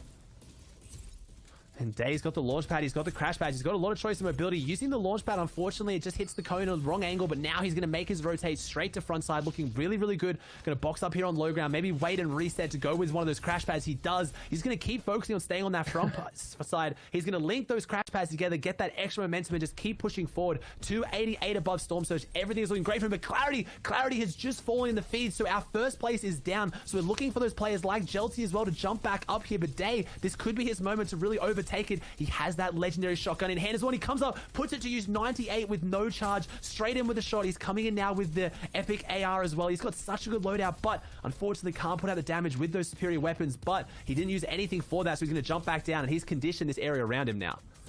But doesn't need that impact right there. Does not need that elimination. He still has a couple of crash pads to start using, and he will start using those. Still has materials too. So plenty of time still in his hands. Who's on height? It's Ral against Who Fishy. Who Fishy might make a play. There's a couple crash pads off of height. Here's back to Aspect, and he's still up in this. 26th place for him, and finding an Elim. Oh, almost hits the shots. Another player lands by him. Calc as well in his first endgame of the day, and he'll take height, and he'll take out Ral as well. So starting to do something here is Calculator. And Who Fishy looking to try and make a play for high ground too, but on Calculator, a player that is very, very scary in these positions. He has been in competitive Fortnite since the dawn of time. His high ground plays are beautiful. He can control it, and Who Fishy staying very close to that layer, needs to be careful. Believe he's leaving himself a little bit exposed here. He's trying to find these angles through the floor though, as he's got a pretty good layer, but he is running on absolute fumes right now. 22 builds, no health, no meds, no mobility. He needs a big play, and this is going to be it. This is Who Fishy's tournament right here. 5th game. Can he get the refresh to close this game out, or does he have to sit back and back it up? Game 6, we're gonna have to wait for him to try and make it here. Does he drop down? Because he's now getting focused from high ground. He just wants to stay on this layer and get those placements, but I don't think it's gonna be enough. He needs a refresh, baller. I like that though, dropping down to the crash pad, and it's Miro who takes him out. I was gonna say a big threat, but what a shot through the air, and still the attention span to make sure he doesn't get cracked from down below. A player made the edit on him. It's still Calc on height. Steens is right next to Who Fishy, but also a lot of players down low. Booga in front of him too. But Who Fishy might be the threat. He's outside his zone. Hopefully he has something to be able to get back into this and actually fight, contend for this top 15 now. He needs something to get back in this. This low ground's looking pretty good, though. We've seen this time after time. That high ground position that Calc is on is so strong to close it out, but you have to go down toe-to-toe like Zepp is doing right now. This is 2 good games from him back-to-back. He is feeling the momentum. He closed out last game with a 2nd. Can he do it again, or better? Can he take down the 1st? And he is. He's going for another elimination. He's got another one. 4 eliminations now. He has taken down Sizzlucky. Zepp now inside top 8. He is playing this so well, and he's sitting back. He's got those floppers. He's just getting that extra breathing room, seeing what's going on around him, sitting in Storm when no one else is. Riversan falls down to Aspect. That is 2 huge competitive names, as Zepp now gets on front side ultra low. We saw how good he was here last time, ball. He came 2nd. I don't know if he has what he needs to close it out. Jumps around the wall, gets a really heavy shot. He is now into top 5, and he is looking so good with the grappler in hand too. He does got that to get up the hill, and he uses it perfectly. Still 65 builds as well to be able to hold off against Calc and Aspect, Mars, and Steens, who are still all up in this. Steens falls as I speak. Aspect is playing way back in the zone. That's a big threat. Calc might not even know that he's there. He's got to try and take the high ground off him. Can he get up and take the high ground, or is Zepp going to control it from the low ground? It's going to be a sandwich closeout. He does get the edit out. This tack, his aim has been perfect. I don't think we've seen Zepp miss yet. Is he going to miss finally, though? It's the 1v1. It is. It is Zepp versus Calc. Does he come 2nd place twice in a row, or is it his chance to take the podium? The edit comes out. The shotgun aim. Zepp, I think, misses his first shot so far, or no. Calc blocks off with the build. Zepp comes around. Can he close it out? The shockwave breaks it out. The AR aim is almost as good as the shotgun, but it's just not good enough, and Calc closes out. Zepp gets 2 second place finishes back to back. But there's also some big names who start to rise as well. Riverson, Calculator, and Aspect, they all had massive impact on that top 5. And because of that, there's a lot up in the air. It was already close, but it just gets closer. So we're going to go back into the studio with the analysts and check out how these standings are actually going into the last game.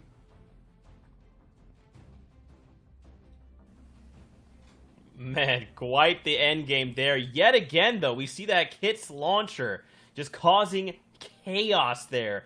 Calc with the calculated play, I guess one could say, launching him out into the storm. Now, he did have the grappler, but I just don't think, with 20 HP in the storm ticket for 10, I just don't think there was any way that could have gone any differently. Wouldn't have been able to catch himself there, but Calculator didn't need his calculator there in terms of the angles. Found it brilliantly shot. The shockwave keeping him back in the zone and just giving him the ability to outlast Zephyr right at the end.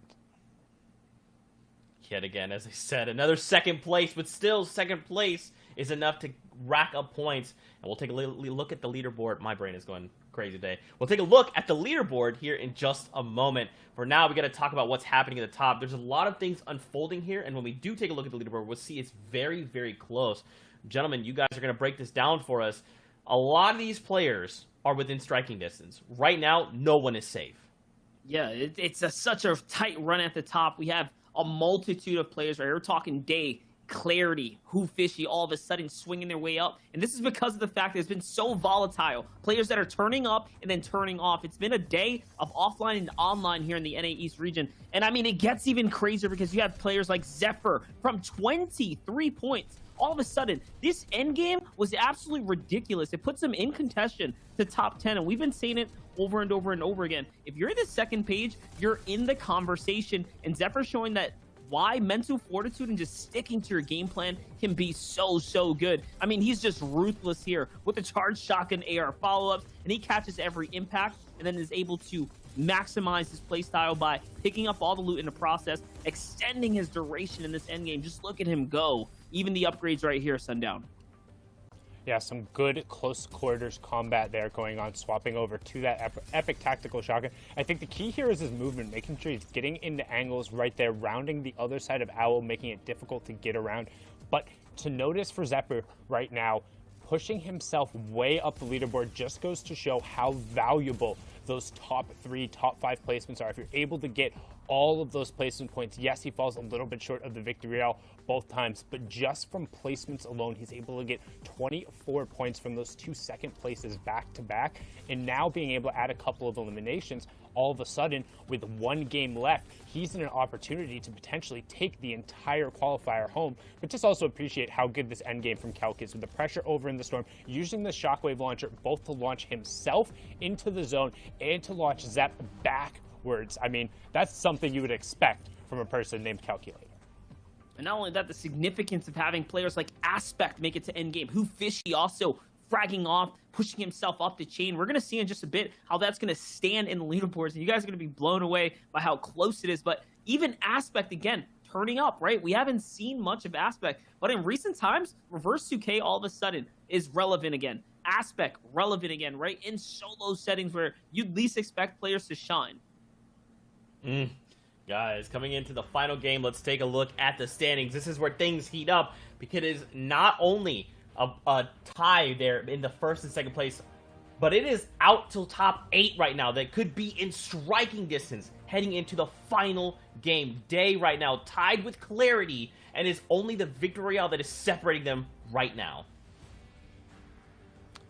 That's the victory royale being the tiebreaker, but we talked about just how close it is. Remember, a victory royale by itself before any eliminations is 14 points. If any of these players were able to take away the final match, they have enough just from placement to overtake the top there. Let's flip it over. And even again, now, if you throw a victory royale onto 20th place, Hero would go all the way up to 43, and he would have the tiebreaker over the top. All of the players who are in the top 20 are realistically in contention. This is the closest final we've seen yet across the FNCS, and most certainly the closest one we've had on broadcast. And it's only getting better from here because players like Booga are also tied for nearing top 10, right? So we know we're going to see some upsets and some huge shakeups. And look, the 29-point threshold goes all the way down to the 23rd placing here. And this is how much is on the line. This is how much is riding here. So there are so many names that can realistically snatch a top 3 or first place from the entire tournament. We've seen it happen before. When first place falls, what can happen, right? This just happened in EU, except it was maybe half the names that were in contention. And now we have double, if not triple the amount of players that can realistically take first place. Yeah, so even Calc there, who was on the last page, if he just repeated his performance from last game, which we know he's capable of, would also be in that first place spot. So we're going to have to keep a very sharp eye on that top 5. You can see right now as well, the 50th place marker to automatically qualify in the heats is at 17 points. Can also expect that to slide up, but should be looking just north of 20 to guarantee yourself a spot in next weekend heats and potentially a spot in the grand finals. My goodness gracious. The stage is set. Anyone can pick up the Victory Royale with a handful of eliminations and take the #1 spot on the day. This is as close as it can possibly be. Watch that elimination feed when you're in this next game, Fortnite fam. Every single person, every time they interact with someone else, will make or break their game right here and right now. Let's not forget, Top 50 will move on to heats next week. Next Friday. Make sure you do not miss that because you will want to catch all of that action. Guys, it is time to head into the final game here in NA East of the FNCS. Bring the hype. Let's send it back over to our casters, Bala TW and Aussie Antics. Guys, let's get into it. It's time, the final game once again, and we've been here so many times, but once again in this season, we seem to have the closest tournaments of pretty much all time. 7 points separates first down to 11th. And so, like the analyst aptly pointed out, Aussie, we need to pay attention to who goes down off spawn and through this mid game because, like we saw in EU, there's certainly going to be turmoil. Yeah, and every elimination matters. Not even if it takes down a big player, just one of these players being eliminations. We have a big stalemate here. Riversun with the green tack on the other side of the wall. We have this player cooking up the charged shotgun. It's not a peak. You want 159 is enough damage from any charged shotgun, and we have an ultimate stalemate. Riversun has the crash pads. We haven't seen a stalemate like this before. No. Riversun turns. Ooh, and that was it. That's all it took was that little feint to take out the wall, and Riversun shows that he has the ultimate composure. He's someone who's been in pretty tense situations. Don't know if it's ever been like that, barrel to barrel, but Riversun opens this fight up with that little feint on the back wall, and now he's going to try and make his way through. And honestly, it just shows how insane these box fights are, how insane Fortnite Solos is at the top level, and Riversun hits him with a bit of the disrespect in a fight I have not seen happen yet. Oh my goodness, at least we start off game number 6 with some entertainment on Riversun at the pontoon. And there's a reason for why they're actually holding the charged shotguns there. They're both low mats. They don't want to have to go to an extended box fight or build fight with the situation that they had on hand. So they're just going to charge up on both sides and just wait, essentially, for anything to go down. Stretch all the way on the other side of the map has gotten 1 elim, and we're already down to 80 players, Aussie, so a lot has happened up to this point. Riversun going to move off the pontoon, though, hopefully with a good set of loot, because he definitely is still in contention. Yeah, the pontoon's got some really good loot at it too, and he can really upset things and jump up there too. He's a player that shows when he gets to endgame, he has that same kind of win condition that Stretch does. He plays so consistently. As Day coming out of Salty looking really, really good now as well. This drop actually for being a POI doesn't have that much at it, but he is looking pretty good. Doesn't have any mobility though, and still only about half full on the mass, so he's gonna have to be careful how he plays this mid game because any mistake could cost him his tournament today. I have been seeing Salty finally get to the spot that it needs to be in terms of making it a viable spot, because for so long, so many people landed there for pretty much no reason given the loot. But one person, it will make that work, and we saw that actually in a couple of the recent tournaments. Here again, potential for Day to continue to rack it up, and no fight off spawn for him. So he is definitely chilling and happy with how this early game is unfolding so far.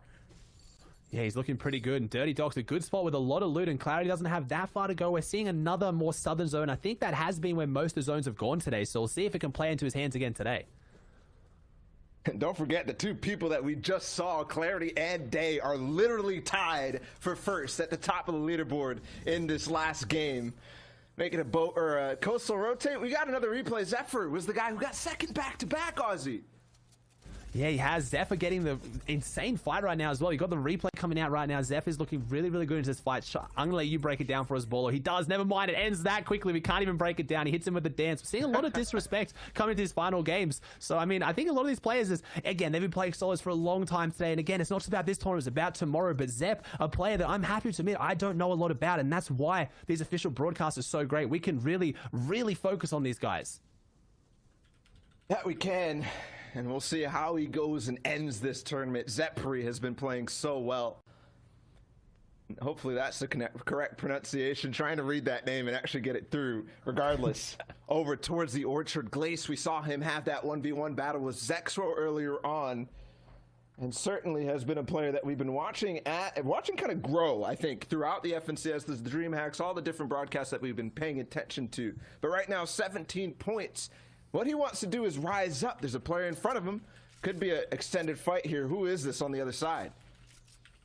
Yeah, I don't know who this is, and Glace looking to make his way in. I have to think maybe Glace changed up. Maybe he didn't even drop Orchard. Maybe he dropped here on the edge, but didn't run into Zexor as he has no eliminations, and he's still alive as it is. Glace versus Sizzlucky, someone who's always kind of been around there recently. Sizzlucky looking to try and have a big performance here today, and Glace looking to put that against, though. No, Glace doesn't want to. Gets in, and Sizzlucky goes down. Glace having a nice, clean box fight on the outside of that box here at Frenzy, and he's looking really good now. 18 points, but again, this could jump him up. They want to hold on to that top 50. I don't know if Glace has already qualified, so a big fight for him. There's these players in the top 60 that are looking like they really can jump up in there. Yeah, it really is. It's neck and neck all the way down the leaderboards. I mean, if you look at it, it's within one for so many people all the way down. There's four-way ties so many times that anybody getting 1 or 2 eliminations will push them up 10 spots for just 2 points. That's how close it is all the way down. But even at the top, Who Fishy, 1 point behind the 2 players who are tied up at the top, Clarity and Day. So those guys are the 3 that I'm paying attention to. And we need to make sure if they go down, we have to comment on it and pay attention, because that will give us a clue on who is going to win this tournament. And Who Fishy with an interesting loadout. We've seen a lot today. The very typical AR shotgun, 1 mobility, 2 meds, but Who Fishy has the double mobility, which could play really, really well into his hands if he doesn't take too many tags on this rotate. If he gets hit right now and he goes below 150, he doesn't have enough to top him up to that full nice health. So he's got great rotation. Zones shouldn't be too much of an issue, but he's got to play smart, as there they are. The tags come out, and I just saw a Marauder pack fall right in front of him, which could affect his game as Clicks using the crash bed here. Don't know if maybe that was a bit of a misclick, or he's just really aggressively trying to catch up to this player, as we see this new Axolotl skin making its way down the water where it is so comfortable, and Click's not as comfortable now as he gets sprayed in the back and has to turn his attention to someone behind him. While he chases this, we also get a position, or at least an image of where this zone is going to go. It's going to be Weeping Woods. Click's still chasing. I'm not sure how impactful this is going to be in the grand scheme of things, but we know Clicks will push these fights and take them very strongly, so that he could end the day strongly as well. Hasn't been necessarily having the success that he got in the Booga Cup and a couple of recent tournaments that Clicks has been playing. Obviously the first place from him back then. But in the set lobbies is still where he wants to shine today. Hasn't been that, but right here, right now, he wants to try to see and feel, is there something better I can do in this final game? Is there something better he can do, or just putting on a show? We know that Clicks loves putting on a show as well. Obviously streams all these tournaments, and right now he's trying to close it down. He doesn't want to go down here though, because that will end the entire performance, as Clicks trying to find his way through only 38 builds. You talked about it, Ball. I don't think this elimination is going to be that impactful. They've used all their mobility right now. They're using all their materials as well. I can't think he's going to gain any more than what he's lost from this fight, except for just having the fight for the sake of it. And Prickly Boy goes down and Clicks takes him out. It's very rare that Clicks will lose those kind of fights, but he might be feeling it, the momentum. It's a scary player to have this kind of momentum, and someone else now sneaking in looking for that loot to try and see what they can kind of gobble up here. But Click still has a lot of the control in the builds around here, and I wouldn't want to be that player if I was them. If I saw the feed, Click's getting elimination, and I heard no shield crack on his part, I would be doing just that and getting out.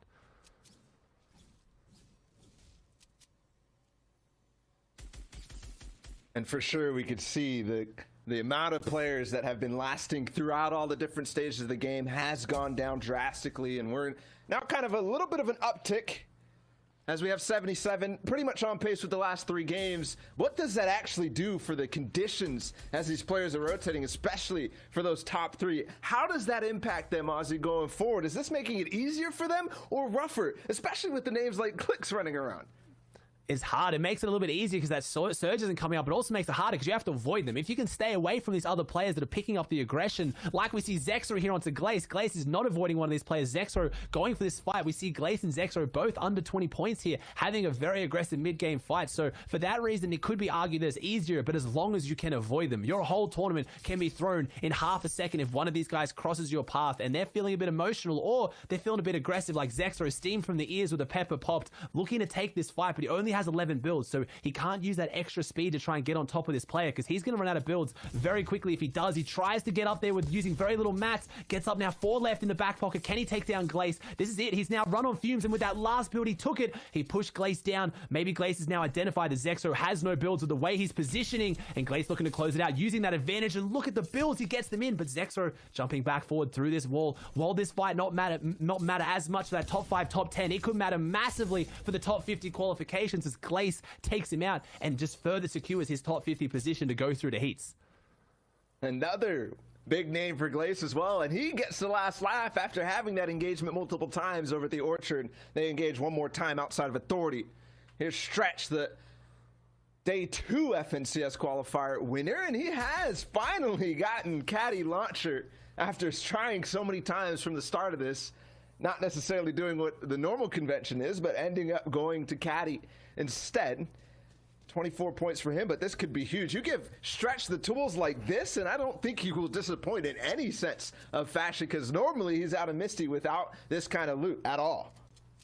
Yeah, I believe he won the game earlier today, so his 24 points have pretty much come almost exclusively for one game when he had this caddy loot, so it's going to shake up that top 4 massively. If Day, Clarity, or Hoofishy try to make any play near him in this endgame, if he makes it, but honestly, I think we're used to seeing Stretch just hold on to this loot that he has, knowing the endgame is his win condition. He is playing aggressive, and this is what we talked about. Can you avoid the players like this? Right now, this person was in a beautiful box. They were up outside Authority, right near the edge of zone, in hard mats, but Stretch does not care. He is pushing fights for the sake of them, and is he going to back off? No, he finds this angle and the player predicts it too, wrapping around, and there is a few eyes on this one though. There are 3 players here now. Is Stretch capable of closing it out like he does in endgame in this mid-game fight? Beautiful shot coming through as Cody goes down, someone who is used to having that caddy loot in the back pocket, as it is now Stretch versus Curio, and he just does his shockwave straight through, tries to get in the builds. He's almost in there, but he's not, as Booger picks up a limb in the feed as well, and Stretch just kind of has these builds around this fight now, and he is just having fun with it. He is playing this like a pub right now. This does not look like the round 6 of an FNCS qualifying tournament, but again, for Stretch, you could argue it's not. He is already qualified, so he is just trying to close out this fight, and he does.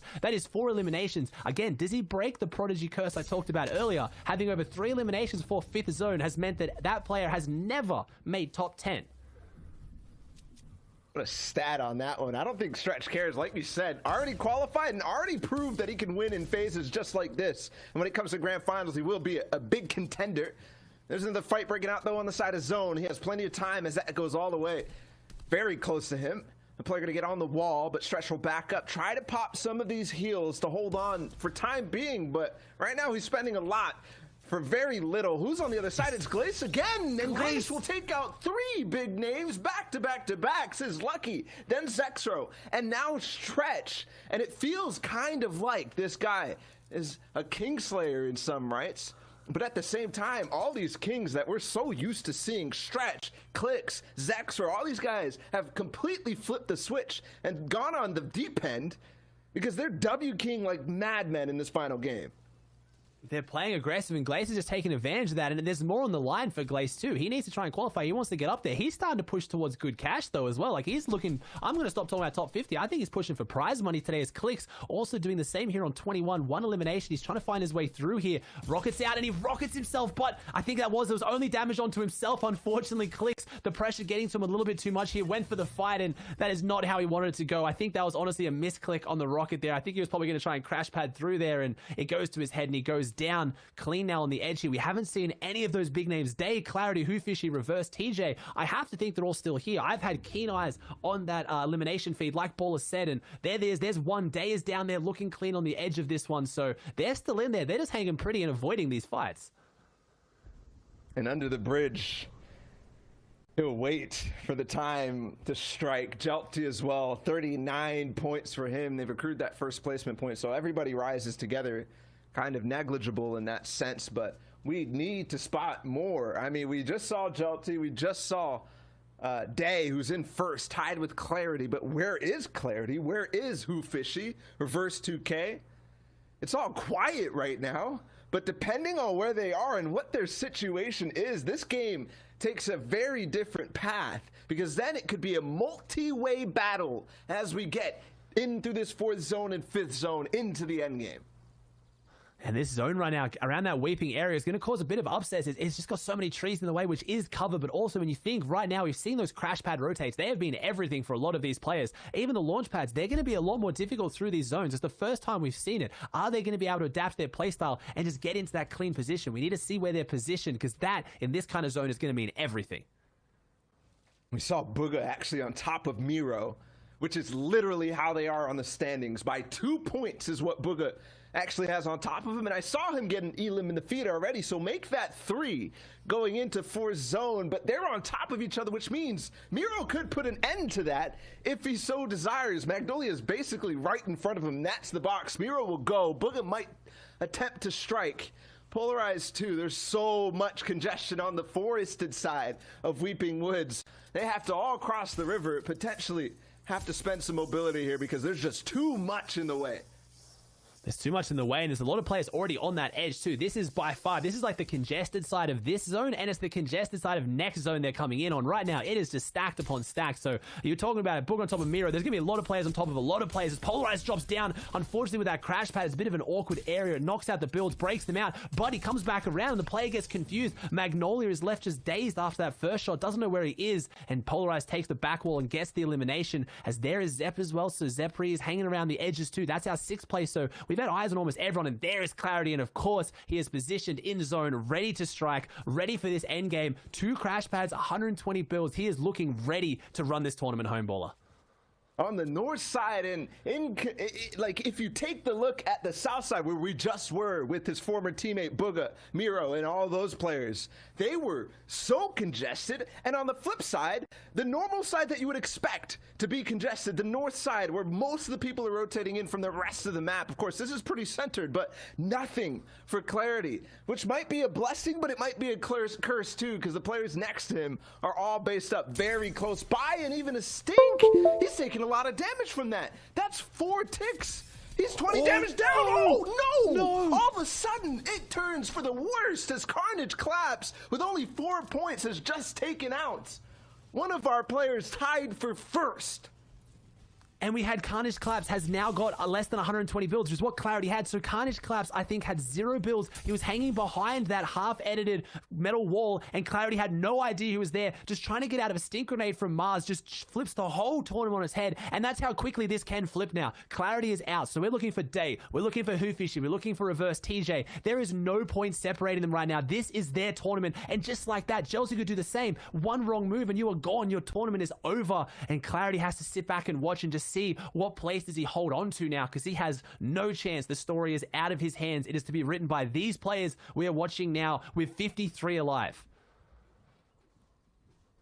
Out of his hands, Clarity, but Jelty could be in control, except the 5th zone bounces all the way to the other side. Polarized still getting a little W key on in that 5th zone. Gets Rocane. He's right under Jelty, a little bit farther north. Day with the launch pad. He's gone. He's going. He's pretty much found his way to that 5th zone over the trees. Shouldn't be able to get beamed out the sky, but we've seen crazy things. Jelty gonna make this path. Ooh, with shots. 1 tack.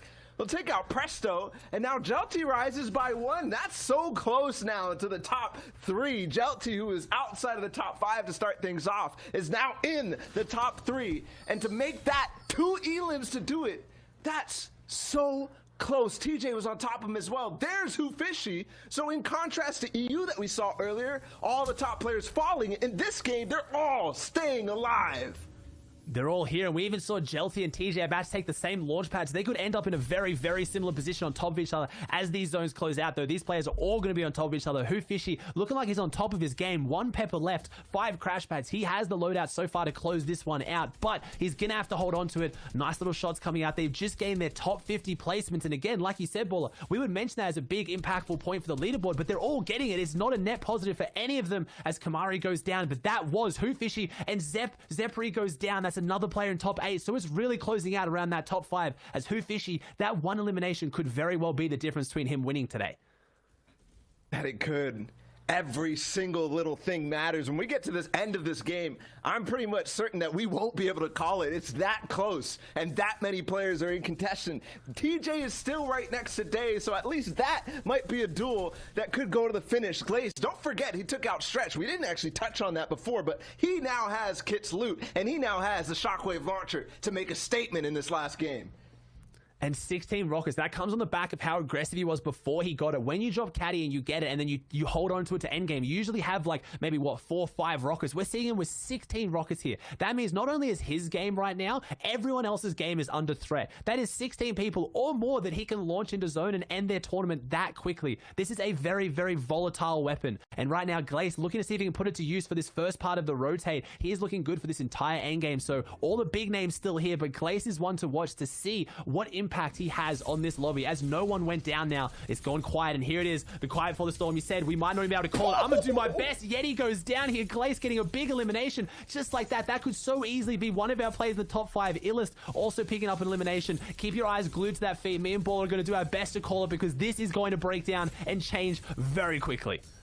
That it is. Now the wide shot to spot any player who is in contention for this top spot. There's Axpect in the bottom left trying to make his way over the hill, and that is a threat for everybody else. Jelty's still up in this. I see Who Fishy, TJ as well. Not seeing Day. There he is in the center, and he's actually taking a second height position, slightly under Rao. Who's on height? It's DJ in the backside. And we know who has the Caddy launcher. So any of these players on high ground is not the position they probably want to be in, because they're basically minding it. You're just babysitting it until the player with the Caddy launcher comes and takes it. As Grazka's in there as well, polarized. They're all so close, and none of them have gone down. Dub's in this lobby too. So even these players who are a bit down on the leaderboard, we have some big names. TJ's down there. Day making his rotate through the sky. The most dangerous part. He lands though, going for a refresh. Day just not comfortable closing this game out with what he has. He wants the refresh. This is his tournament right here. That unfortunate trade didn't really go in his favor. He has 38 builds, but I like this. I like to see Day being comfortable and being confident to go for those eliminations. He doesn't have what he needs for the end game, and he wants it now. 46 points, as none of those big names have gone down right now. We still have our top 5. Acorn goes down. There's a few names around that top 10, but so far the top 5 is still in this baller. That's what I think too. Day has a kit, at least he has the RPG to maybe find that impact that you said he so desperately needs. Right now, he's trying to outlast, but also if Who Fishy, if all those other guys start to activate too, Day has to find some eliminations to keep up. He will get TJ. That's 5th place. And now 5 HP, what left with Day? 5 HP, now in the top 22. He has a small shield pusher to use, but cannot take his own tick at all, and only 11 builds remaining. And Jelty took down Who Fishy. Not only are we seeing all the players in the top 5 here, we're seeing them take each other out of the game right now. So Who Fishy goes down. This is pretty much Reverse and Day here trying to go toe-to-toe. They're both here, and you've seen Reverse not getting the elims, so you have to imagine he's healthier than Day. Day steps out, and no, that's it. That was the Storm tick. He stepped out into Storm, trying to lead with that rocket, and he goes down. Is Reverse still in there? I can't see him, Baller. There he is. No, Reverse is there on the low ground where he shines. Is this Reverse's chance to step out and take the lead? He has qualified for World Cup solos. We know he is a phenomenal solo player. I haven't seen too many pop-off performances. This is his chance today. Furious on the high ground. Grazka's here as well. Grazka now has Kit's mythic shotgun in the back pocket. Riversan falls. All eyes on the feed to see if we see Reverse go down. And that was it. Grazka just took down Reverse with the mythic shotgun. This leaderboard isn't anyone's. We can see another name come out of nowhere, I think. Grazka trying to push up there. I don't think he has what it takes to get into top 5 today, but he's jumping up, Ball. This leaderboard is going to come right down to the wire. Yeah, it is. I really have no clue what's going to happen in this case, but still a big fight. We just basically have to look. Furious with 40 points. He could overtake if he gets the win and a couple of elims too, because as we saw, we had the top 2 fall with not over 50 points. I think potentially we're going to have to wait for this, because this is going to get intense. 1v1v1, and Furious has height with the Kit Shockwave launcher. Furious dropping down, and now it's shotgun, toe-to-toe. You have to think it is, and Furious does. He comes out on top with Kit's mythic shotgun. It comes out. No, it doesn't. The legendary Shockwave launcher wins. Furious on 47. Is it enough, Baller? He came into that game behind them, but they didn't get that many points. They fell right before that top 10. Wow, Furious if there was anything he needed to do, that was going to be it. That was literally the best he could have done. I'm not sure if it overtakes Day. I don't know where he ended in the points because he ended fast. All of a sudden he was down, but Furious gets the last, what was it, 3 elims in that game to make the win? So, whoo, boy, that's at least 17 points in one game for Furious, and our FNCS Invitationals champ is striking back and saying, hey, I am still here in the last game. You think every placement after top 10 is a point, and then he got so many of the eliminations left. He didn't just play out that game safely for the end. He knew he had to have a sprint finish, and a sprint finish he did at the end of the FNCS. So I don't know, Ball. I have absolutely no idea who's going to win this. Last time it was very clear cut. We could almost tell. We're going to have the analyst and Zeke break it down for us to close out today. My name's Aussie Antics. Thank you so much for having me. I really appreciate it. We missed Shia there at the very end, but Baller came through in clutch and killed it. Thank you so much, Baller. Thank you, everybody. Any last words, Baller? No, man, great tournament, fantastic. I'm still holding my fingers. I'm on the edge of my seat. And so we're going to have the reveal with the analysts just now.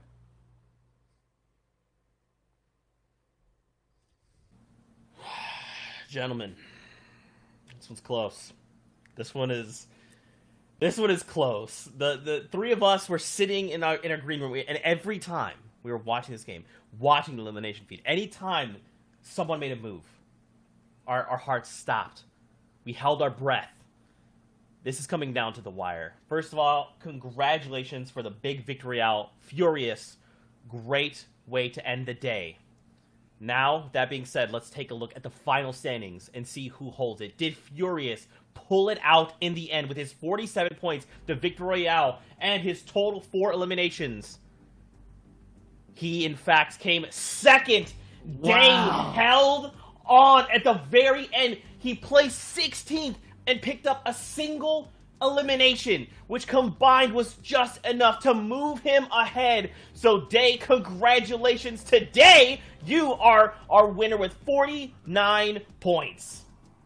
And Today so was the close. day for Day, and it was a day indeed. He was able to just close it out there at the end, and as Monster said, so absurdly close, just a couple of eliminations going a different way. One more player making it in the top 5. It could have been the difference. Only 8 points separating first to 10th down there. Congratulations today. But rounding it out, we have Furious, Reverse 2K, Hufushi as well in the top 3. Let's switch on over now to the top 20. Don't forget, top 50 will be guaranteed in the heats. That's Flopperson, Sentinels, Aspect, Owl FN, Liquid Riverson, Suesuo, Acorn, Claw, FA, Twitter, Ral, FN, and Illust, rounding out our top 20. Hats off to everyone in the NA East competitors making this such a close tournament, such a close run. I want to give another shout out to Furious, guys. Let's not forget that it is no fluke. A first place in FNCS Solo Invitational as a champion there, and then take second this time around here for the day 3 of the open calls. So showing you guys that he can show up, and he can show up big. But here's your 4th page now, as we're showing up to that down to 40th placement. These are players that are looking to qual themselves, like we said, to those heats. So all of these games still matter. All of these placements still have significant reasoning into moving in one step closer towards finals here. And that's your last page, Sizz Lucky. The 21-point tie from Tylars, Clicks, Ace, and Sizz Lucky for 50th.